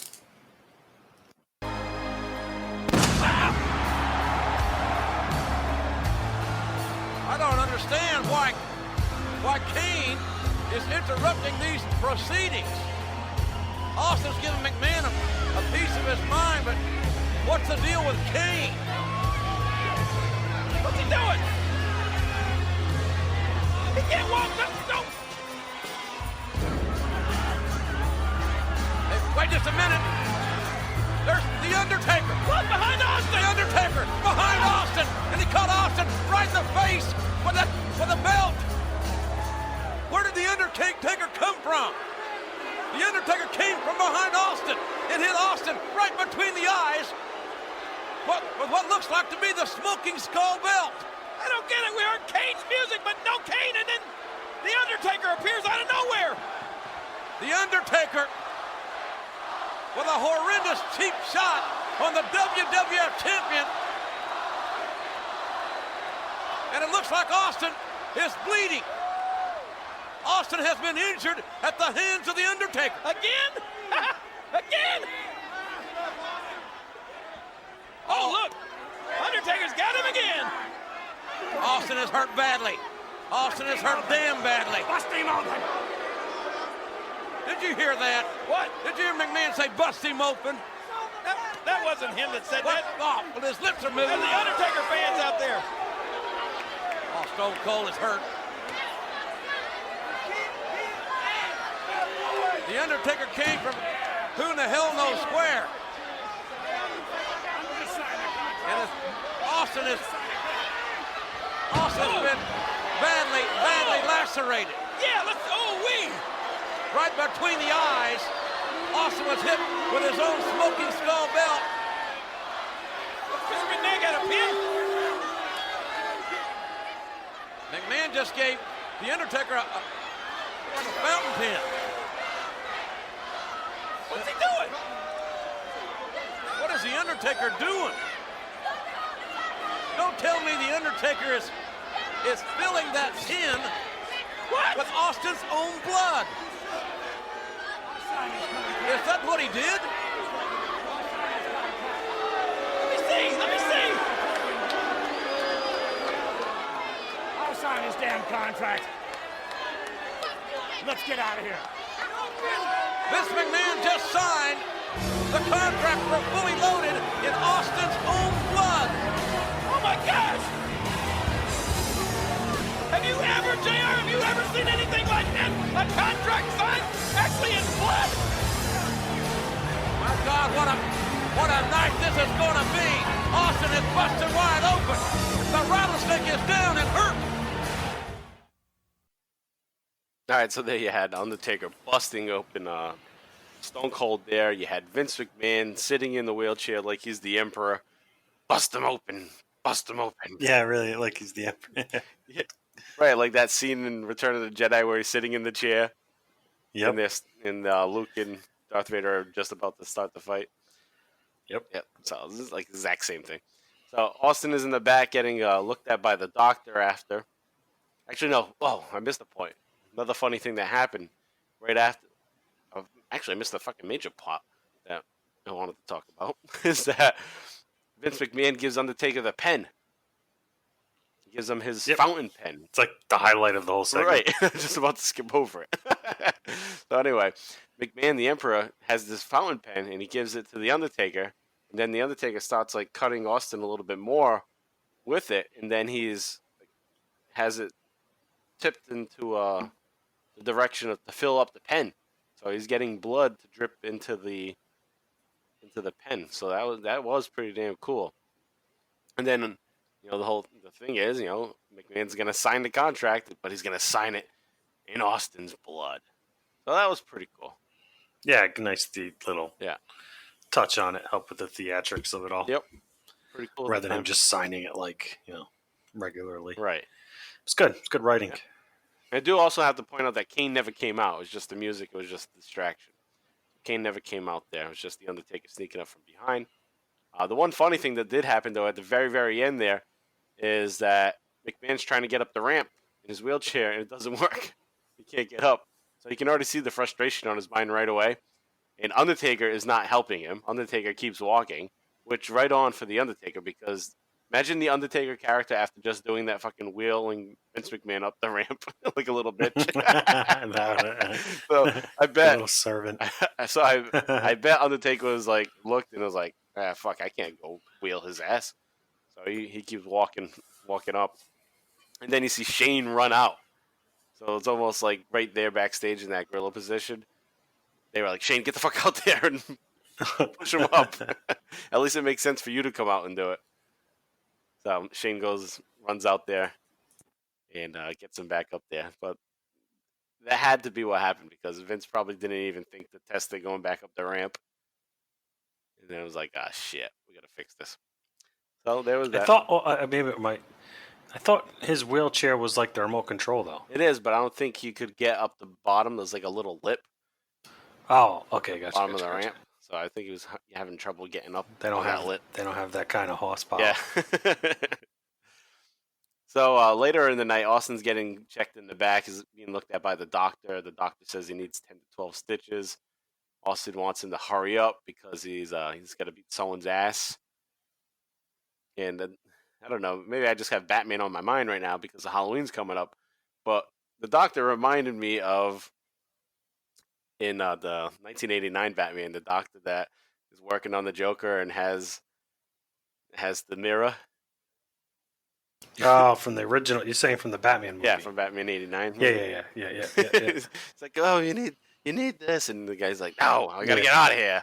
This is really good for the first surgery. Doesn't he say some shit like that? Well, the Joker wants to get out of there right away. He doesn't want to stay, and the doctor wants to do more, and he says, no, Mr. Napier, the nerves are completely severed.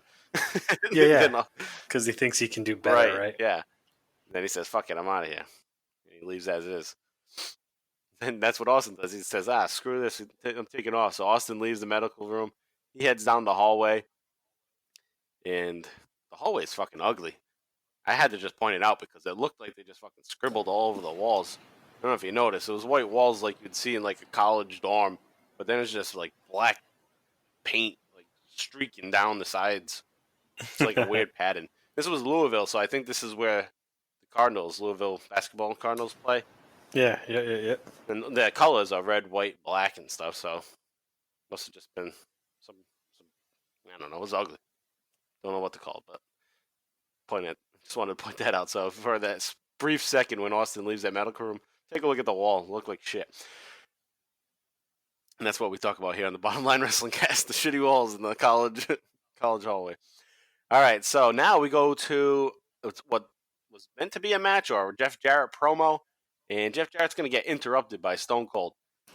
So Jeff Jarrett's going to go out there. He's going to talk about Deborah's puppies being only his. and Austin's going to come out and just end this whole segment, which was a good call.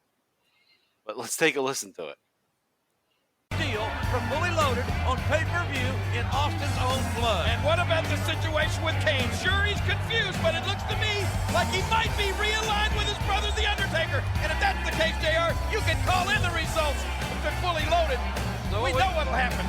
So what we should say here, the first blood is thicker than water. We'll find out at Fully Loaded.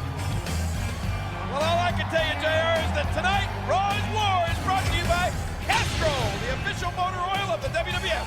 And now when you buy a case of Castrol GTX motor oil, you get one of these 6-foot WWF Superstar posters free. See the case for details.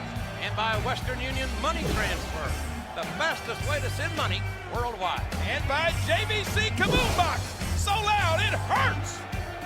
Well, it never looks hotter than the Florida electric chair here tonight. Oh, baby. I love puppies. Yes. Yeah. Well, I got a little news for everybody here tonight. What's that?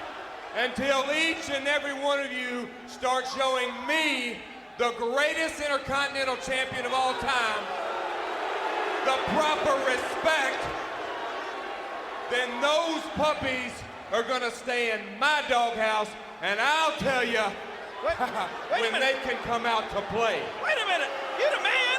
What is she? You're the greatest Intercontinental Champion. Oh, look out. What's that? Here comes Stone Cold. Oh, he's not wasting any time. What's he doing? Austin bandaged and stitched up. Look out, Jeff, get him. Austin Lemon, Jeff Jarrett. Jeff Jarrett in the wrong place at the wrong time. Oh, there's a stunner. Austin almost took Jarrett's head off with that stunner. What's he doing out here? Where'd he come from? Call the doctors. Well, this rattlesnake is pissed. What? Undertaker, you want my blood? You son of a bitch, I want a piece of your ass.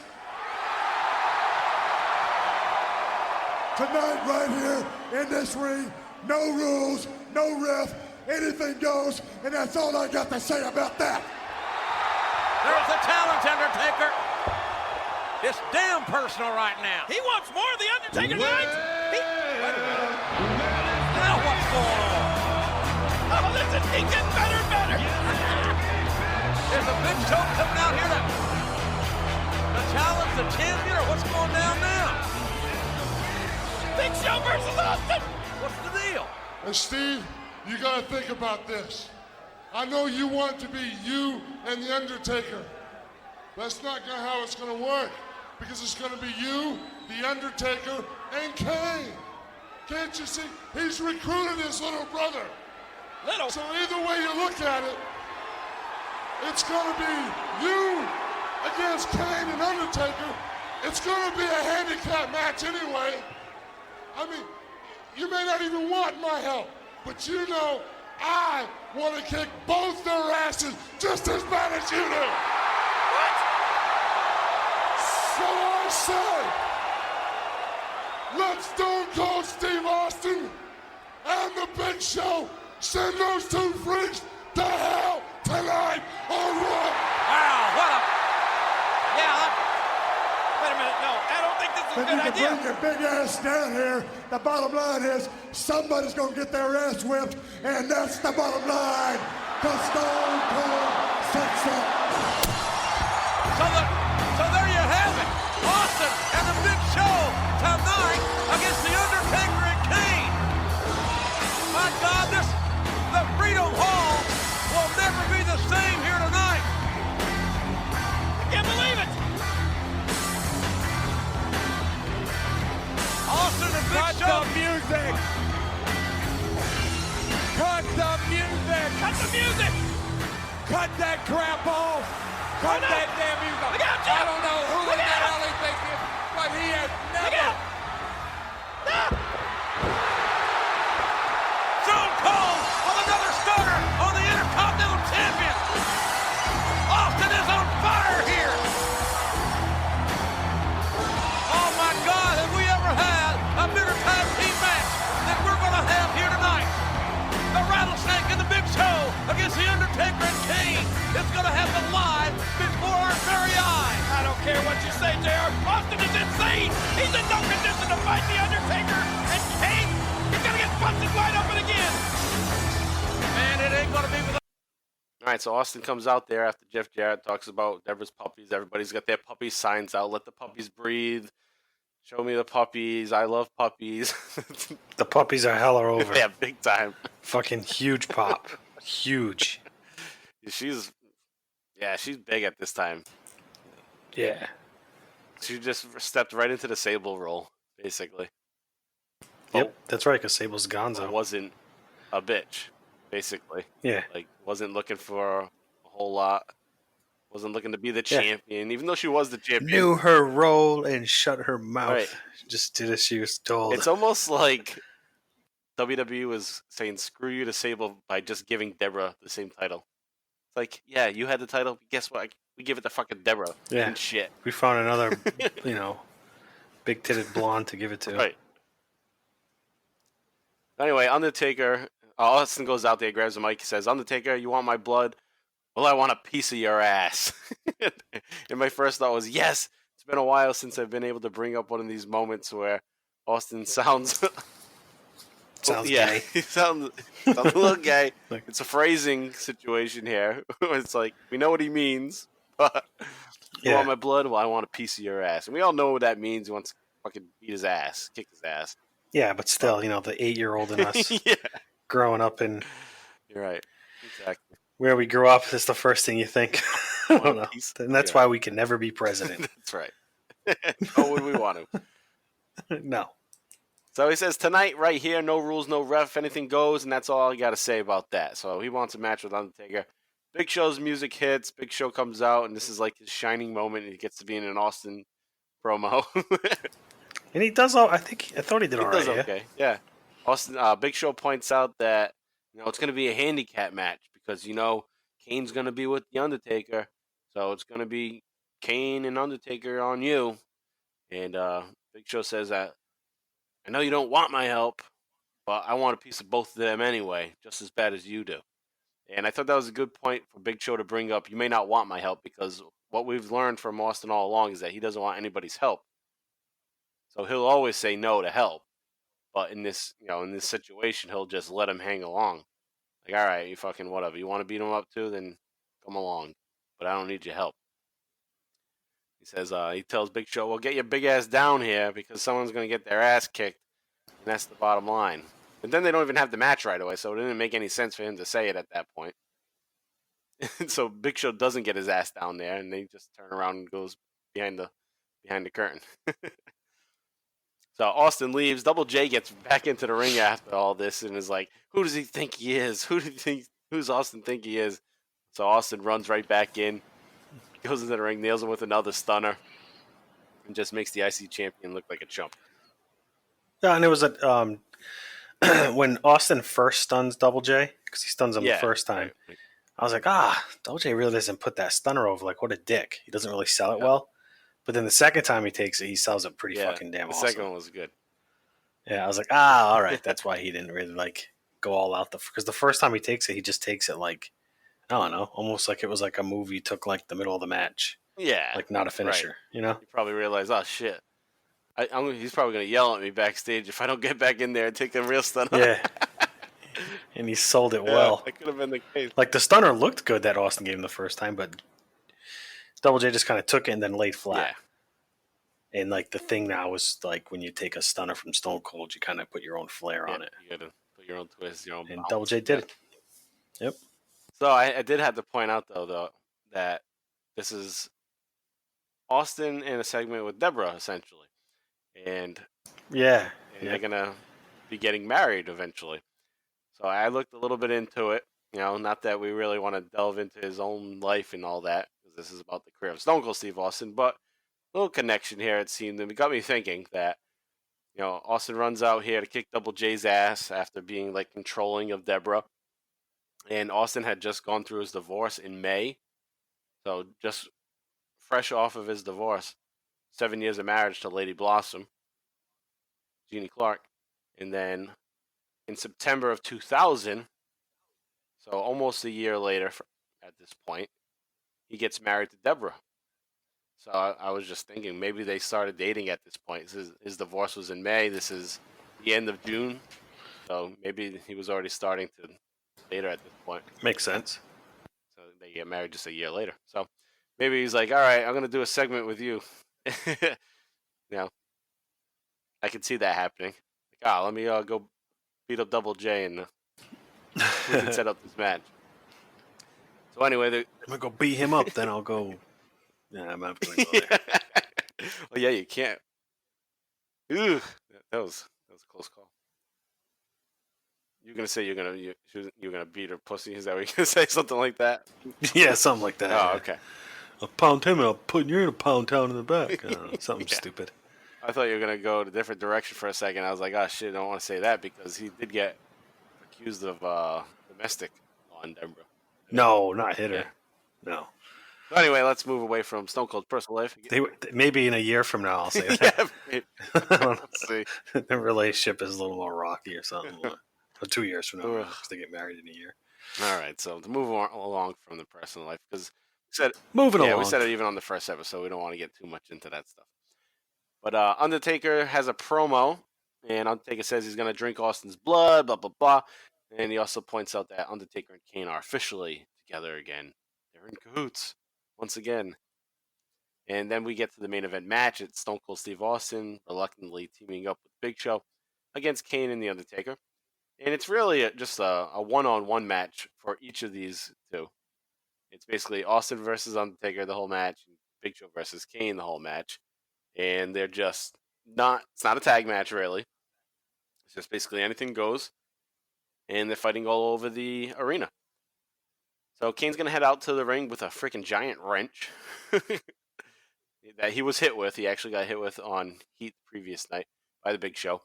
Kane and Big Show go out on the ramp. They stop fighting. Like I said, they're going to split up basically the entire match. And Austin gets kicked off the ramp at one point by The Undertaker, and they start fighting on the bottom outside the ramp, or below the ramp, rather. And we have Austin again trying another pile driver on the Undertaker and gets back body dropped onto the concrete. Austin hits a mean low blow at one point at 1 hour, 25 minutes. And the camera is like right on Undertaker's ass. So you can see Austin just go right up with his fist and nail Undertaker right in a sweet spot. And Undertaker drops. And that's on the ramp. So that was pretty nuts. Literally nuts. Austin hits a Luthez press. He gets his punches in, drops an elbow. He's going to give a mule kick moments later to the Undertaker. So not only does he get hit in the nuts legit on the ramp, then Austin's going to hit the mule kick. And it's pretty tough to avoid the balls in any type of shot. Even if like you're going to go up and you don't hit him with your fist, but you're still nailing with like your forearm or something. That's not comfortable. No, hell Or no. with the mule kick, he's maybe not kicking him with his foot, but he's kicking him with the back of his leg in the nuts. Yeah. So, yeah, not good. So, Undertaker takes a couple of those. We get fighting on the outside. All four are in the ring at one point. Big Show goes for a cover on Kane. And Earl Hebner, the referee, stands there like a dope and doesn't even go to make a count. And Undertaker still breaks the count. He goes in and he kicks Big Show in the back. And Earl Hebner's just standing there like, oh, well, I was supposed to pin him? So Austin lays into Taker in the corner. Kane gets back to the ramp. Kane gets the wrench and then he nails Big Show with it. Austin goes for a leg drop on the Undertaker while Undertaker is laid across the rope. Austin misses, bounce off into the middle of the ring. Austin makes a comeback. He goes for a stunner, gets pushed off into Kane. Kane choke slams Austin right in the middle of the ring. Taker pulls Austin out of the ring after that and rips his shirt off, starts choking him with his t-shirt. And Taker goes for a chair shot, totally misses, and hits the post outside the ring. Austin gets back into the ring to attack Kane. They go back and forth. Undertaker gets in the ring, knocks Austin down. Undertaker opens up Austin's cut again. So Austin gets busted open again for, I think, the fourth time at this point, leading up to the First Blood match at Fully Loaded. Big Show's going to clothesline Taker out of the ring. And Kane's going to clothesline Big Show out of the ring. Austin's going to hit a stunner on Kane. And then that's how Austin gets the victory there at 1 hour, 32 minutes to end the show. So Austin gets busted open again. He's pegging off the Undertaker, who's up on the ramp making some scary faces again. And Austin is looking forward to the next week on the Go Home show. But before we even get to that, they had the Extra Attitude segment, and it was pretty funny. Did you watch the Extra Attitude segment this time? Of Austin and Big Show? Yes. Yeah, I always watch these. Yeah, I like pretty them. Fun. Yeah. I feel like you really, you really connect with the wrestlers more. They're more loose and Right, because it's off the air. I don't know. It's all fair, so they don't have to worry about censorship or any of that. Well, I guess they still do, but Right. Just for the crowd that's there. They have to worry about a script. Right. You know what I mean? Timing. Yeah, the show's basically over at that point, so they're just doing their thing. So Austin's getting all his beers, and it's just crazy to watch Austin constantly give me 2 more, give me 2 more, give me 2 more. Yeah, it's funny that they always have them. They're never like, roll out. How many do they have? They must have a 24-pack or something. I mean, but it seems like maybe they even run through that many. But Austin just catches those things like nothing. Like, he just had a match. He's all fucking tired. He's got blood in his face. And he's still catching these rockets that are being thrown at him. I mean, here and there, one might slip. But generally, he catches all of them. And he's drinking all these beers. And it's funny because he has all these cuts on his head because he's been busted open a few times in the past couple of weeks. So he has these cuts. And he's pouring beer all over his cuts. Just to kind of get the blood out of his face. He's just dumping beer on his face. So that must have been stinging like a motherfucker. That's all I was thinking. Like, wow, he just keeps pouring the shit on his face because he can't see. So there was one other thing I noticed. I don't know if you noticed, but he's giving a strange look. It's off camera, but he's giving a strange look to somebody in the crowd at the same spot twice. He does it. Like somebody must have said something, and he was just giving them a look a couple times. And then Austin does a funny little thing right at the end. He lays down on the ramp and just pours 2 beers. In these beers, he doesn't just dump. He literally puts them both right to his mouth and just chugs them. I was like, now he's trying to get his buzz there. All the other ones were to clear the blood, but now he's sucking these ones down. Yeah, these one he's fucking shotgun. He must have been hammered after that one. He's talked about, and I said it before on the show, that he's talked about, after you go through having a match and all it takes is 1 beer to give you a buzz. So this must have been one of those times where he freaking, because of all the blood coming out and being exhausted, those beers probably hit him big time that night. Yeah, and I'm sure he's drinking. I'm sure he's before, he was a drinker, right? He would drink before the shows and. I would imagine, I don't know if he did before, but I know he was a drinker. It wasn't just, for the show. He would go after the shows and still have his beers. But yeah, I don't know. But yeah, he was having a good time there, and he probably continued on for a little while after, depending on where they had to travel to. So that's what we got here for our Austin segment this week, and next week we'll be getting to the go home show for Fully Loaded. We'll get into Fully Loaded, and we'll see what happens the night after Fully Loaded. So that'll be next week on episode 53, Fully Loaded. But right now we're going to go on a short little break, and we'll be back with the Attitude Era update right after this little break.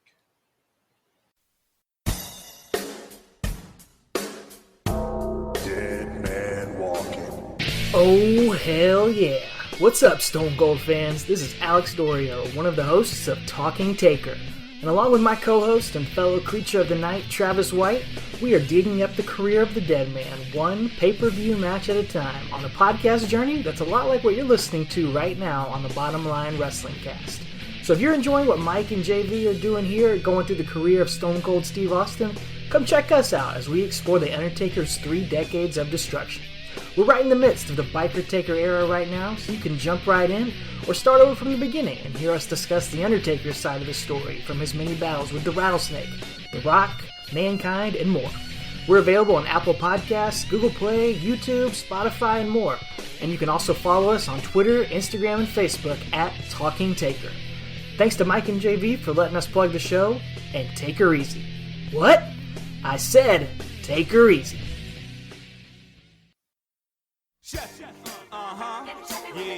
Rock says, Chefy. you smell what The Rock is cooking? Getting Chefy with The Rock, he's hot. Got the best of everything to make a good time rock. Got a real fine ride with the chef inside. And yeah, we're getting Chefy with it. Rock laying the smackdown. We're getting Chefy with it. What? The Rock says, don't be a jabroni, eat your Chef Boyardee ravioli. I think he's getting Chefy with it.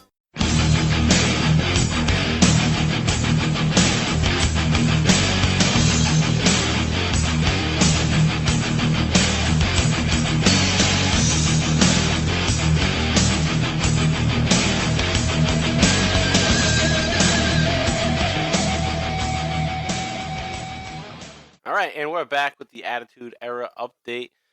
Hope you liked our new little intro music for this segment and a little Getting Chefy with It commercial.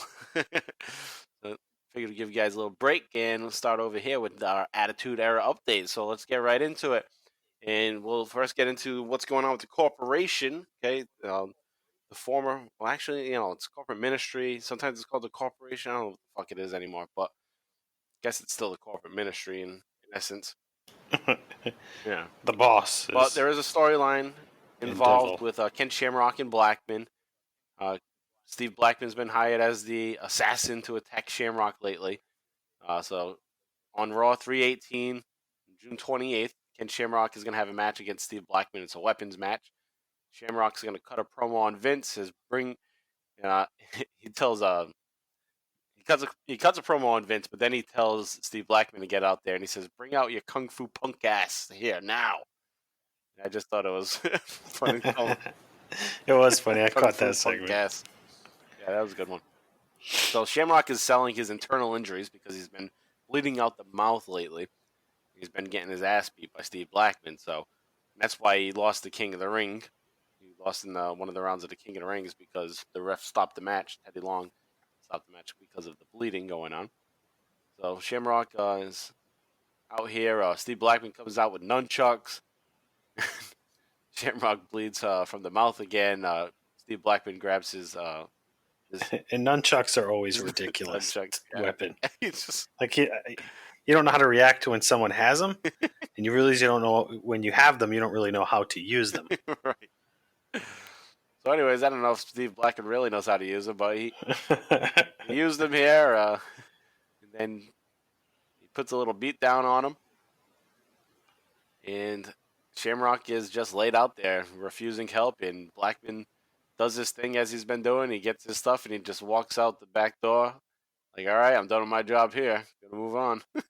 Like he's going somewhere else to beat somebody else's ass. Yeah. It's like fucking on the road. It's like, no, dude. If you're beating up anybody, they're all in this locker room. So, other things happening with corporation-wise is the Big Boss Man. So we know the Big Boss Man's back. He's back in the fold. He loves Vince McMahon, and he's probably behind the victory for the McMahons. So now he's back, and he's going to have a match with Edge on Raw 319. And Edge is, at this point, he's kind of broken away from the Brood. So he's back with his old music, You Think You Know Me music, and he comes out the crowd. They're starting to push Edge at this point, I'm pretty sure. But Bossman kicks the shit out of Edge, though, even though Edge gets the win. So Edge gets the win here. Bossman is going to kick his ass after. He's going to handcuff him. He handcuffs Christian, and we have that. And that sets up another match against the Brood on Heat 50 from July 11th. And Edge is going to be back with the Brood here. Gangrel is all excited that, everything's worked out. We're all back together again. But during this match, Edge is turned on by Gangrel. Not turned on like he's horny. But he gets turned on. Man, that's some bad phrasing there. Yeah, he does. He gets turned on by Gangrel, and Gangrel puts him through the ramp. The ramp's like on fire and there's a hole in it, right? And Gangrel not there. throws him through it. That's later. Oh, all right. I thought we were just covering the. All right, yeah. So that hasn't happened yet. Yeah, that hasn't happened yet, but that's going to happen. So might as well just say it here. So Gangrel turns on Edge. That sounds better than how I said it before. Yeah, a lot better. Edge turns. Whatever. All right, so that happens there. So Edge is out of the Brood. Gangrel's turned heel on the Brood, and we don't know what's happening with Christian yet at this point. DX. This is a big angle actually. DX. Yeah, it is. And just kind of run through it here. So Mr. Ass and Triple H are gonna have a promo the night after Raw on June. Not the night after Raw. Night after King of the Ring on June 28th, and Triple H is just basically gonna bring up that we're DX. We were the heart of DX. So Triple H just kind of set up a situation where we should be getting money from the merchandise of DX, and we should have rights and privileges to it. And they're not happy that Road Dogg and X-Pac are kind of carrying on the name and getting all the money for all the T-shirt sales. So that's what's going on in that situation. The Rock's actually going to run out and attack Triple H here. And Triple H picking up their feud. Yeah, Triple H had cost The Rock the title the night before at King of the Ring, so The Rock's not pleased about that. All right, so they're going to have a match later that night. It's going to be The Rock versus Triple H. The Rock cuts a promo on The Undertaker still, which, okay, he just had a match with them, but he's going to continue on with that, and he told The Undertaker that he has a 33-pound head. The Rock says that he has a rock burger with cheese and some freshly squeezed monkey piss to go with it. Some of the Rock shit is just corny. Freshly squeezed monkey piss. And then when The Rock said that, my thought was like, okay, that's pretty outlandish. So this freshly squeezed monkey piss. So is The Rock saying that he squeezed the monkey's dick? Yeah, right? To get the piss? Because that's how you're going to get it.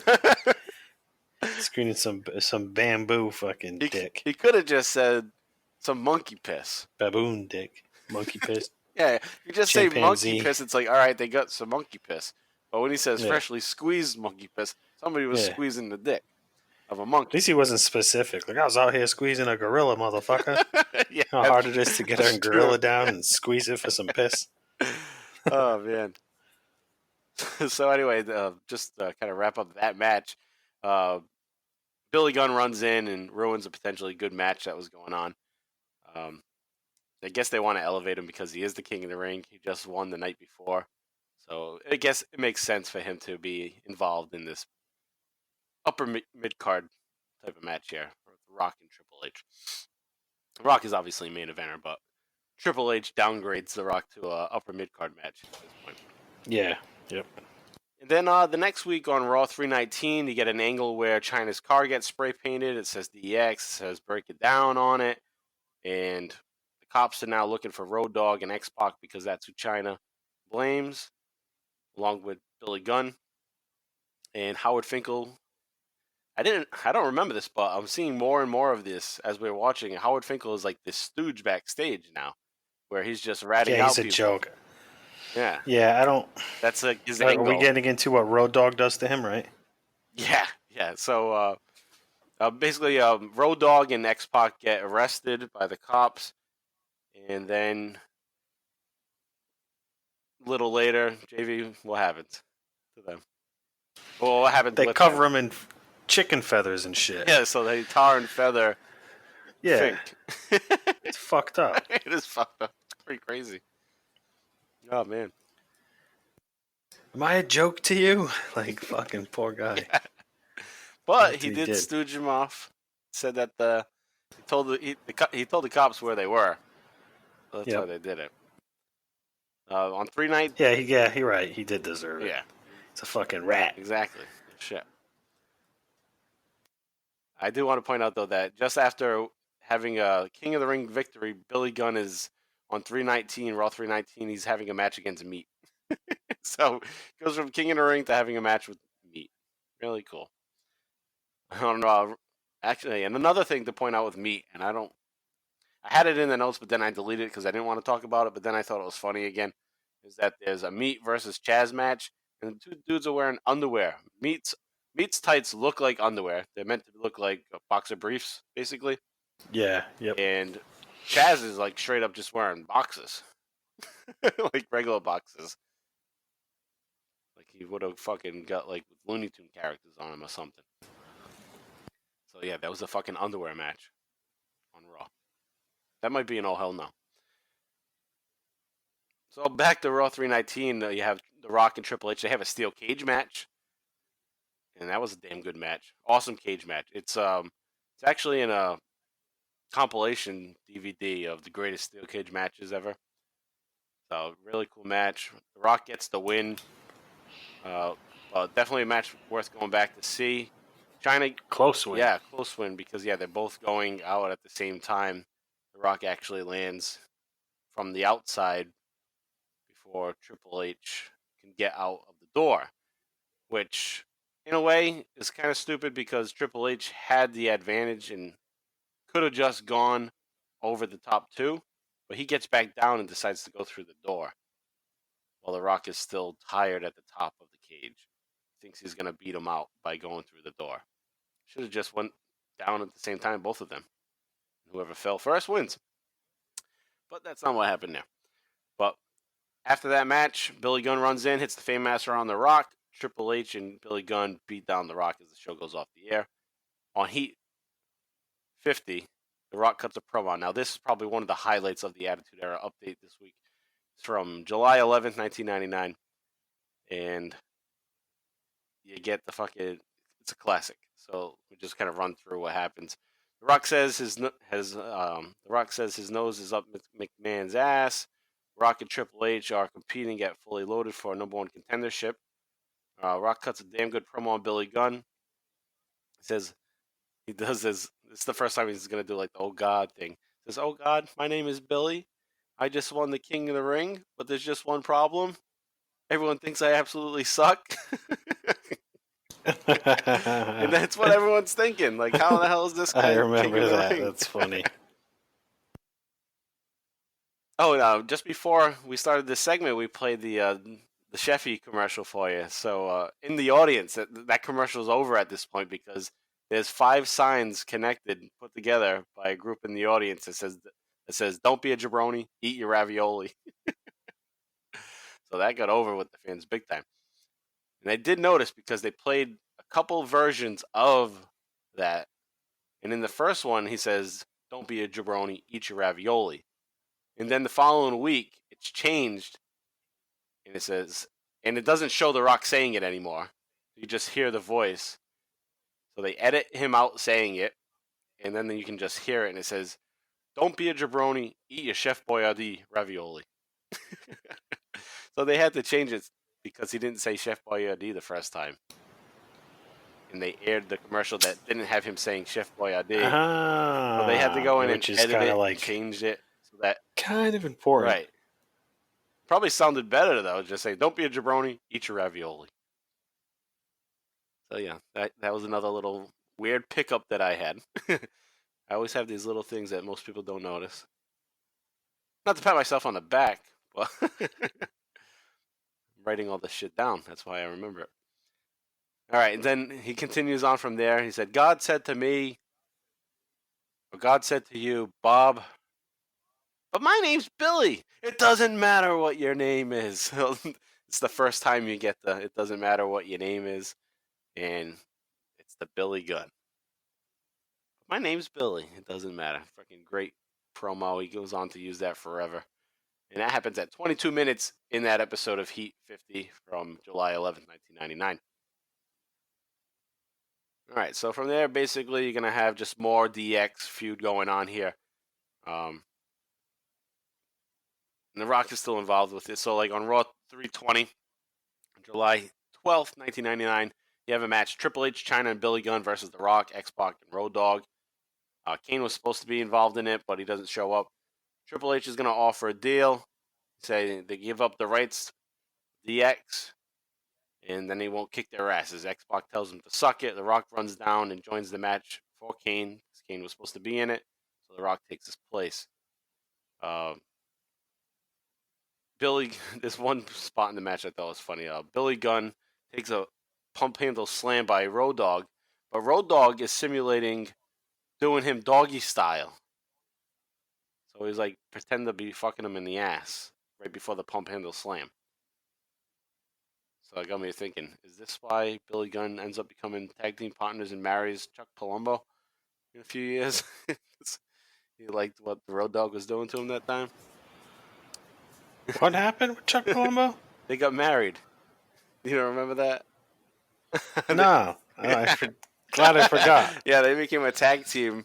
Billy and Chuck was the team, and they were supposed to be gay for each other. Oh, yeah, now I remember. That's right. Yeah. Okay, never mind. No. That was funny. Had to jog my brain a little there, but no, I do remember now. Not that there's anything wrong with that, as Jerry Seinfeld would No, say. there's not, but yeah.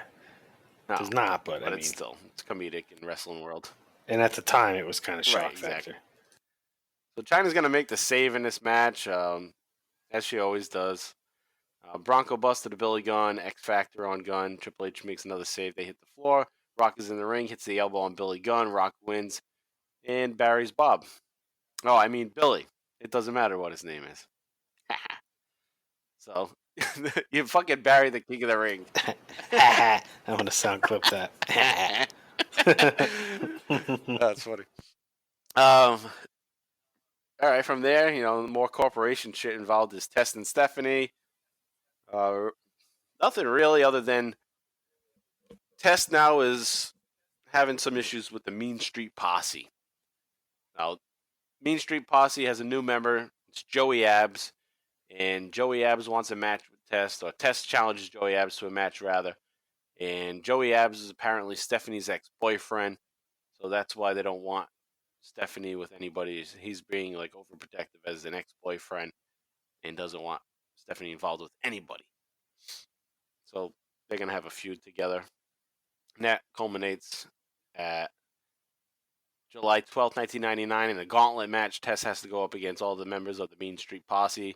He goes through most of them. He goes through Pete Gas, easy. He kicks Rodney's ass with a powerbomb. Joey Abs is on the apron, lures him in, and bounces his neck on the ropes. Test fights back. Shane runs down. Steve Blackman comes down. He attacks Test, so Steve Blackman's the hired man in this situation because none of the Mean Street Posse can handle Test. And then a great spot. I don't know if you watched it, but the Posse gang up on Test. Stephanie runs down and is trying to grab Shane, and she's at the top of the ramp. Well, she gets into the ring at this point, and she's putting her arms around the waist of Shane to stop him from beating up Test further, and Shane just whips his elbow back, not knowing who it is, and just drops Stephanie. Fucking looked great, and she took the bump great. She fucking landed perfectly. Yeah. The McMahon children are really good at what they do. Shane is apologizing over and over again. I'm sorry. So that was a pretty cool spot. So while the angle might not be the greatest, that was a good spot in this angle of Test and Stephanie. So you got the overprotective brother. You got his buddies trying to stop the boyfriend from being with the sister. So yeah, that's a story that's realistic, though. In some families, you got those overprotective brothers and sisters. Yeah, it's definitely just truth to that in the real world. All right, so in the IC title scene, Jeff Jarrett's the Intercontinental Champion. Talked a little bit about him earlier when he got his ass kicked by Stone Cold. And so that kind of sums things up there. That means you got a champion that they don't really give too much shit about. And he's just getting beat down in the middle of a episode of Raw by the champ, by Stone Cold. But Jarrett does have some defenses. He has a match against X-Pac on Raw 318. That ends in a run-in on Heat 49. Jarrett defends against Test, who had previously won, but he was screwed by Harvey Whippleman. On Raw 319, Jeff Jarrett goes up against Chaz, formerly Beaver Cleavage. And that ends with Chaz taking a beating after the match. And then you get the return of Thrasher, who looks like shit. Yeah, he does. He looks awful. Awful way out of shape. Chaz looks great. Chaz looks better than he's ever looked, probably. And he seems like a good worker from what I watched briefly. He does. He has a nice finisher, too. It's some, reverse Death Valley driver. Pretty badass. Yeah. In the tag team title scene, you had the situation where Billy Gunn had taken the tag team title from Bradshaw because he won a 6-man tag match and said, "Oh, this is my belt," and that was going on for a little bit here. And they have a pretty damn good match on Raw 318 from June 28th. Billy Gunn and Bradshaw, and Bradshaw is gonna nail him with a clothesline from hell as JR uses the term for the first time, which becomes the name for Bradshaw's clothesline from hell. And it looked damn great. Bradshaw gets his belt back, and the King of the Ring, Billy Gunn, takes a loss the night after winning King of the Ring to a tag team wrestler. So, hey, Billy Gunn just wasn't made for him. It's almost like they immediately regretted making him the King of the Ring. The very next night, just have him lose to Bradshaw. Yeah. Mulligan. We're taking this back. You know what? Fuck King of the Ring. Well, they did do it for a few more years. All right, so you had that. The Acolytes now got they both have their belts back. There's a number 1 contenders match for the championship. It's Kane and X-Pac versus the Hardy Boys. Hardy Boys are going to get the title shot on Raw 319 from July 5th. The Hardy Boys are going to get their title shot, and they're going to win the tag team titles for the very first time. So, cool moment there. Matt and Jeff, who just months ago were pretty much jobbers, and now here they are with this new angle with Michael Hayes helping them out. They win the tag team titles. And then they're going to go on to defend their titles on Heat 50 against Draws and Albert. That's going to end in a DQ. And then on Raw 320 from July 12th, they're going to defend against Val Venus and the Godfather.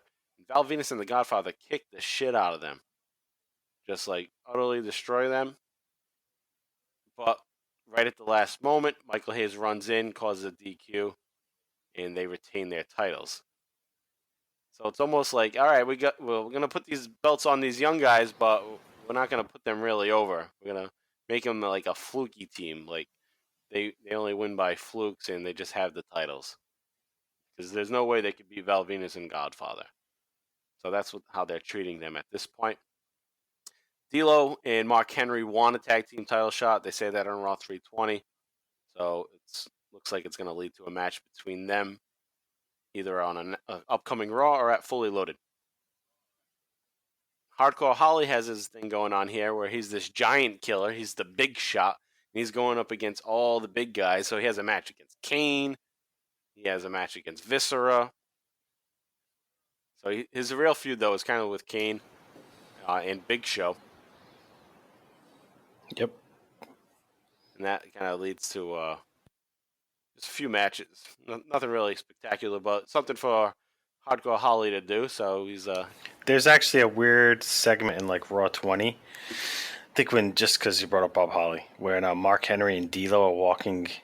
Like Mark Henry had just gotten like his blood pressure done, and they're like, "Oh, the doctors, you can't wrestle because your blood pressure's too high." So him and D'Lo are walking through the back, and Bob Holly's just kind of like standing in the corner. Did you catch this? No. Oh, it's so fucking weird. He's just like throwing punches, like shadow boxing, but like in the middle of the hallway against the wall. Oh, I didn't see that. And they're like, "What?" It's just weird. It's like, why the fuck? Like, why would they think to even put him in the shot? Like, there's no other wrestlers around. There's like a coat rack on the side of him, dude. It's so fucking bad. And he's looking at them like, I'm like, he doesn't come out to fight after that or anything. It's like, why is he in the fucking hallway, shadow boxing near like a coat rack? Yeah, that's some strange stuff. He's probably, and that's probably normal. That's probably what he was like his routine. It was just put on camera. It's just fucking weird. So there is a segment that stood out to me, and it's the countdown to the millennium. Did you see that come up on Raw 320? No, I didn't. I missed that actually. So on July 12th, 1999, on Raw 320, they show the first countdown to the millennium, and we all know that's Y2J. He's going to make his debut. Yes. So we have the countdown, and it shows it at 671 hours. So I took out the calculator, and it's about 28 days, 4 weeks to go. Make that return. to make his debut. And it got me to thinking. I was like, when I was watching this back in '99, and I saw this countdown to the millennium, I was thinking it's a countdown to January 1st, year 2000.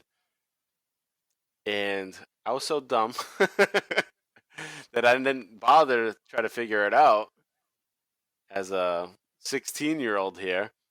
So I just thought it was the countdown to January, when if I would have just done the math at the time, I would have realized, oh, this is in 28 days. Something's going to happen in 28 days. I mean, as it got closer, then it was more apparent, but... Yeah, I think when I first saw it, I was thinking like New Year's. Yeah. That's what I was thinking. I'm on the same page with you. I just thought it was funny that my instinct now was to immediately do the math and figure out how long 671 hours is, whereas at the time I was just too lazy. I was like, oh, it's a millennium? Oh, that's what it is. I'm not going to do the math on these hours. So it just made me think that. And that's it. We're going to get Jericho coming in about 4 weeks. So that means not next week's episode, but the following episode, we'll see that debut coming up. So good shit in store there. On the hardcore title scene, you have my oh hell no moment. Basically, is going to be there in there. You have a hardcore championship match, evening gown match. Al Snow versus Droz. They're wearing dresses. Albert comes down. He takes a hammer and a spike and puts it into head. JR is like completely embarrassed on commentary during this that he's actually pretty funny, because he's just making comments about how like shitty this is. And he's like, you've probably seen some of these types of holds in some of the wrestling classic tapes. Just totally shitting on all of what they're doing there. Yeah, he is. Because he just wants to like dissociate himself from it. Like, I'm not down with this, so I'm just gonna make fun of it. So that's pretty much my oh hell no there. And I'll just mention that again later. But that's pretty much it. We got I talked about the Brood, how they split up.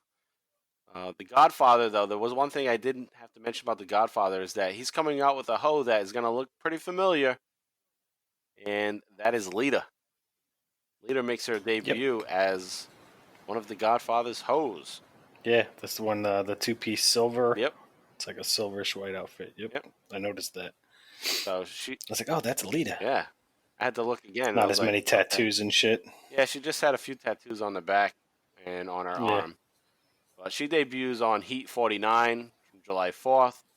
And then she's on the Raw 319 from July 5th, 1999. And she comes out with him again. Those might even be the same day. I'm not totally sure. But yeah, there she is. She makes her debut. That's pretty cool. Now you have the Hardy Boys there. Lita's on her way. And there was a match, though, between the Hardy Boys and Val Venus and Godfather that I just mentioned back when we were talking about the tag teams. That her debut came before that match. So I was hoping that she was going to be in that match, because that would be pretty cool that, oh, there's the Hardy Boys and there's Lita, but with Godfather as one of her hoes. But that wasn't the case. She wasn't there for that match. And that's about it. So that kind of wraps things up. I'm going to skip Ivory and Nicole Bass and basically just say Ivory turned heel. Ivory turned heel. That's it. As she should be. She should be a heel because she's annoying. Wicked. The most annoying. All right, so that brings us now to the bottom line wrap-up. On the house show scene, I guarantee there's probably no Austin, so let me just skim through that. No Austin, no Austin, no Austin. Philadelphia, July 9th. Austin defeats Triple H in a championship match. And then we get to... That's it. So, Austin had one appearance on the house shows during this time frame against Triple H in Philadelphia. So it was probably just because it was Philly, big market, he did the show. And that was that. Actually, yeah, it looks like it's the largest audience of all the shows at that time. So Austin does that. And my oh hell yeah moment of the week is going to be Austin winning the championship on the most watched match in cable history on June 28th, 1999. That's my oh hell yeah. JV, what about you? I hate to bite you, but that's also my oh hell yeah moment. It just seems like a no-brainer. It's a no-brainer. 4-time champion here in the WWF at this point. Yeah, which is significant at the time. 4 times. 4 was a big deal. Oh hell yeah. No, I don't think they matter, and like unless you hit like 10, not 10, but like you have like 7. Right. Like, oh, is he gonna reach John Cena? They're halfway to John Cena. Yeah. You know. Yeah, it's ridiculous now. Oh, hell no! For oh hell noman. Oh hell noman. That's a good way to call it. It's a oh hell noman. Not a moment. It's a noman. Fuck it. It's a noman. My oh hell no moment is a very like weird vignette, I guess is the right word for it, that Tori has. Oh. On like Raw 320. It's like fucking weird. Yeah. They're like, and she's got like this weird name on the back. They're like showing her body parts and she got like this weird tattoo and it's got this weird name. Then at the end of it, it's just like, it's Tori. It's like, really? Because there was like an S and H and A. All sorts of weird names on the back. It was fucking terrible. I don't know. Video I didn't watch it, but I didn't notice the name on the back. Yeah, it was stupid. But yeah, it said Tori. It's like, yeah, we know who Tori is. She was just here. Like, why are you doing a vignette for her? We know who Tori is. So that's a good oh hell no. But my oh hell no is the evening gown match, as I just mentioned moments ago with Draws and Al Snow. But it's oh hell no because that shit shouldn't be going on. It's just nothing against the dress, but just a shitty match. Like, why are they even wearing dresses? It makes no sense. It's not really any story. Basically, Draws started to wear dresses because he was forced to, but now... I almost picked this, too, by the way. Yeah, it's just not any good. The only saving grace, like I said, was JR commentary shitting on it because he knew it sucked. All right, so those are our moments of the week, and next week we'll be covering episode 53, rather, and that's Fully Loaded, July 1999, and we'll be getting to this first blood match between Stone Cold Steve Austin and The Undertaker, the end of an era match, as it's being called.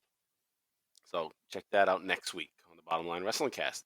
Before we go, just quick podcast plugs. You heard Talking Taker during our break before the Attitude Era update. Okay, they're covering this week, episode 116, Kurt Angle versus Undertaker from No Way Out 2006. I believe that's where they're going. They just currently did Armageddon 2005. Undertaker doesn't have a match until No Way Out. So they usually just go right to the next pay-per-view that he's on. So that's what would be next up in line. So I'm pretty sure that's what they're doing there on Talking Taker. On Booking the Territory, the Unprofessional Wrestling Podcast, where they break down episodes of NWA WCW Saturday Night. They are covering July 2nd, 1988. And that drops on Thursday night. On Sunday nights, they do Smoky Mountain Wrestling recaps, and they're episode 167 this week, covering April 8th, 1995. Also, check out our friend Jay Free on Free Ya Geek. He's currently on episode 82, where he's talking about premieres, sequels, and reboots. So check out Free Ya Geek. Great show for modern pop culture all across the board. Video games, movies, comics. Something to geek out about, he'll talk about. And also, check out Extreme ECW Livecast with JV and I on the Booking the Territory $5 Patreon tier. And we just covered episode 11, which we covered September 14th and 21st of 1993. And you can follow us at Bottom Line Cast. Follow the ECW show at Extreme Cast. And once again, JV and I are on Facebook and on Twitter. MPRU83 is my Twitter handle. JV is at John Van Damage. And also, just a reminder, we said it at the top of the show, we now have a YouTube page, so please go there, subscribe, Bottom Line Wrestling Cast. And as always, try to give us a 5-star review on iTunes and have a nice little write-up there. That's about it, guys. So let's get out of here, and we'll be back next week, as I said, for episode 53. Thanks for listening, and see you next week. JV, any final words? No final words tonight, man. So I guess that's all he's got to say about that. So yeah, that's all I got to say about that. All right, guys. See you next week. So long. And that's all I have to say about that.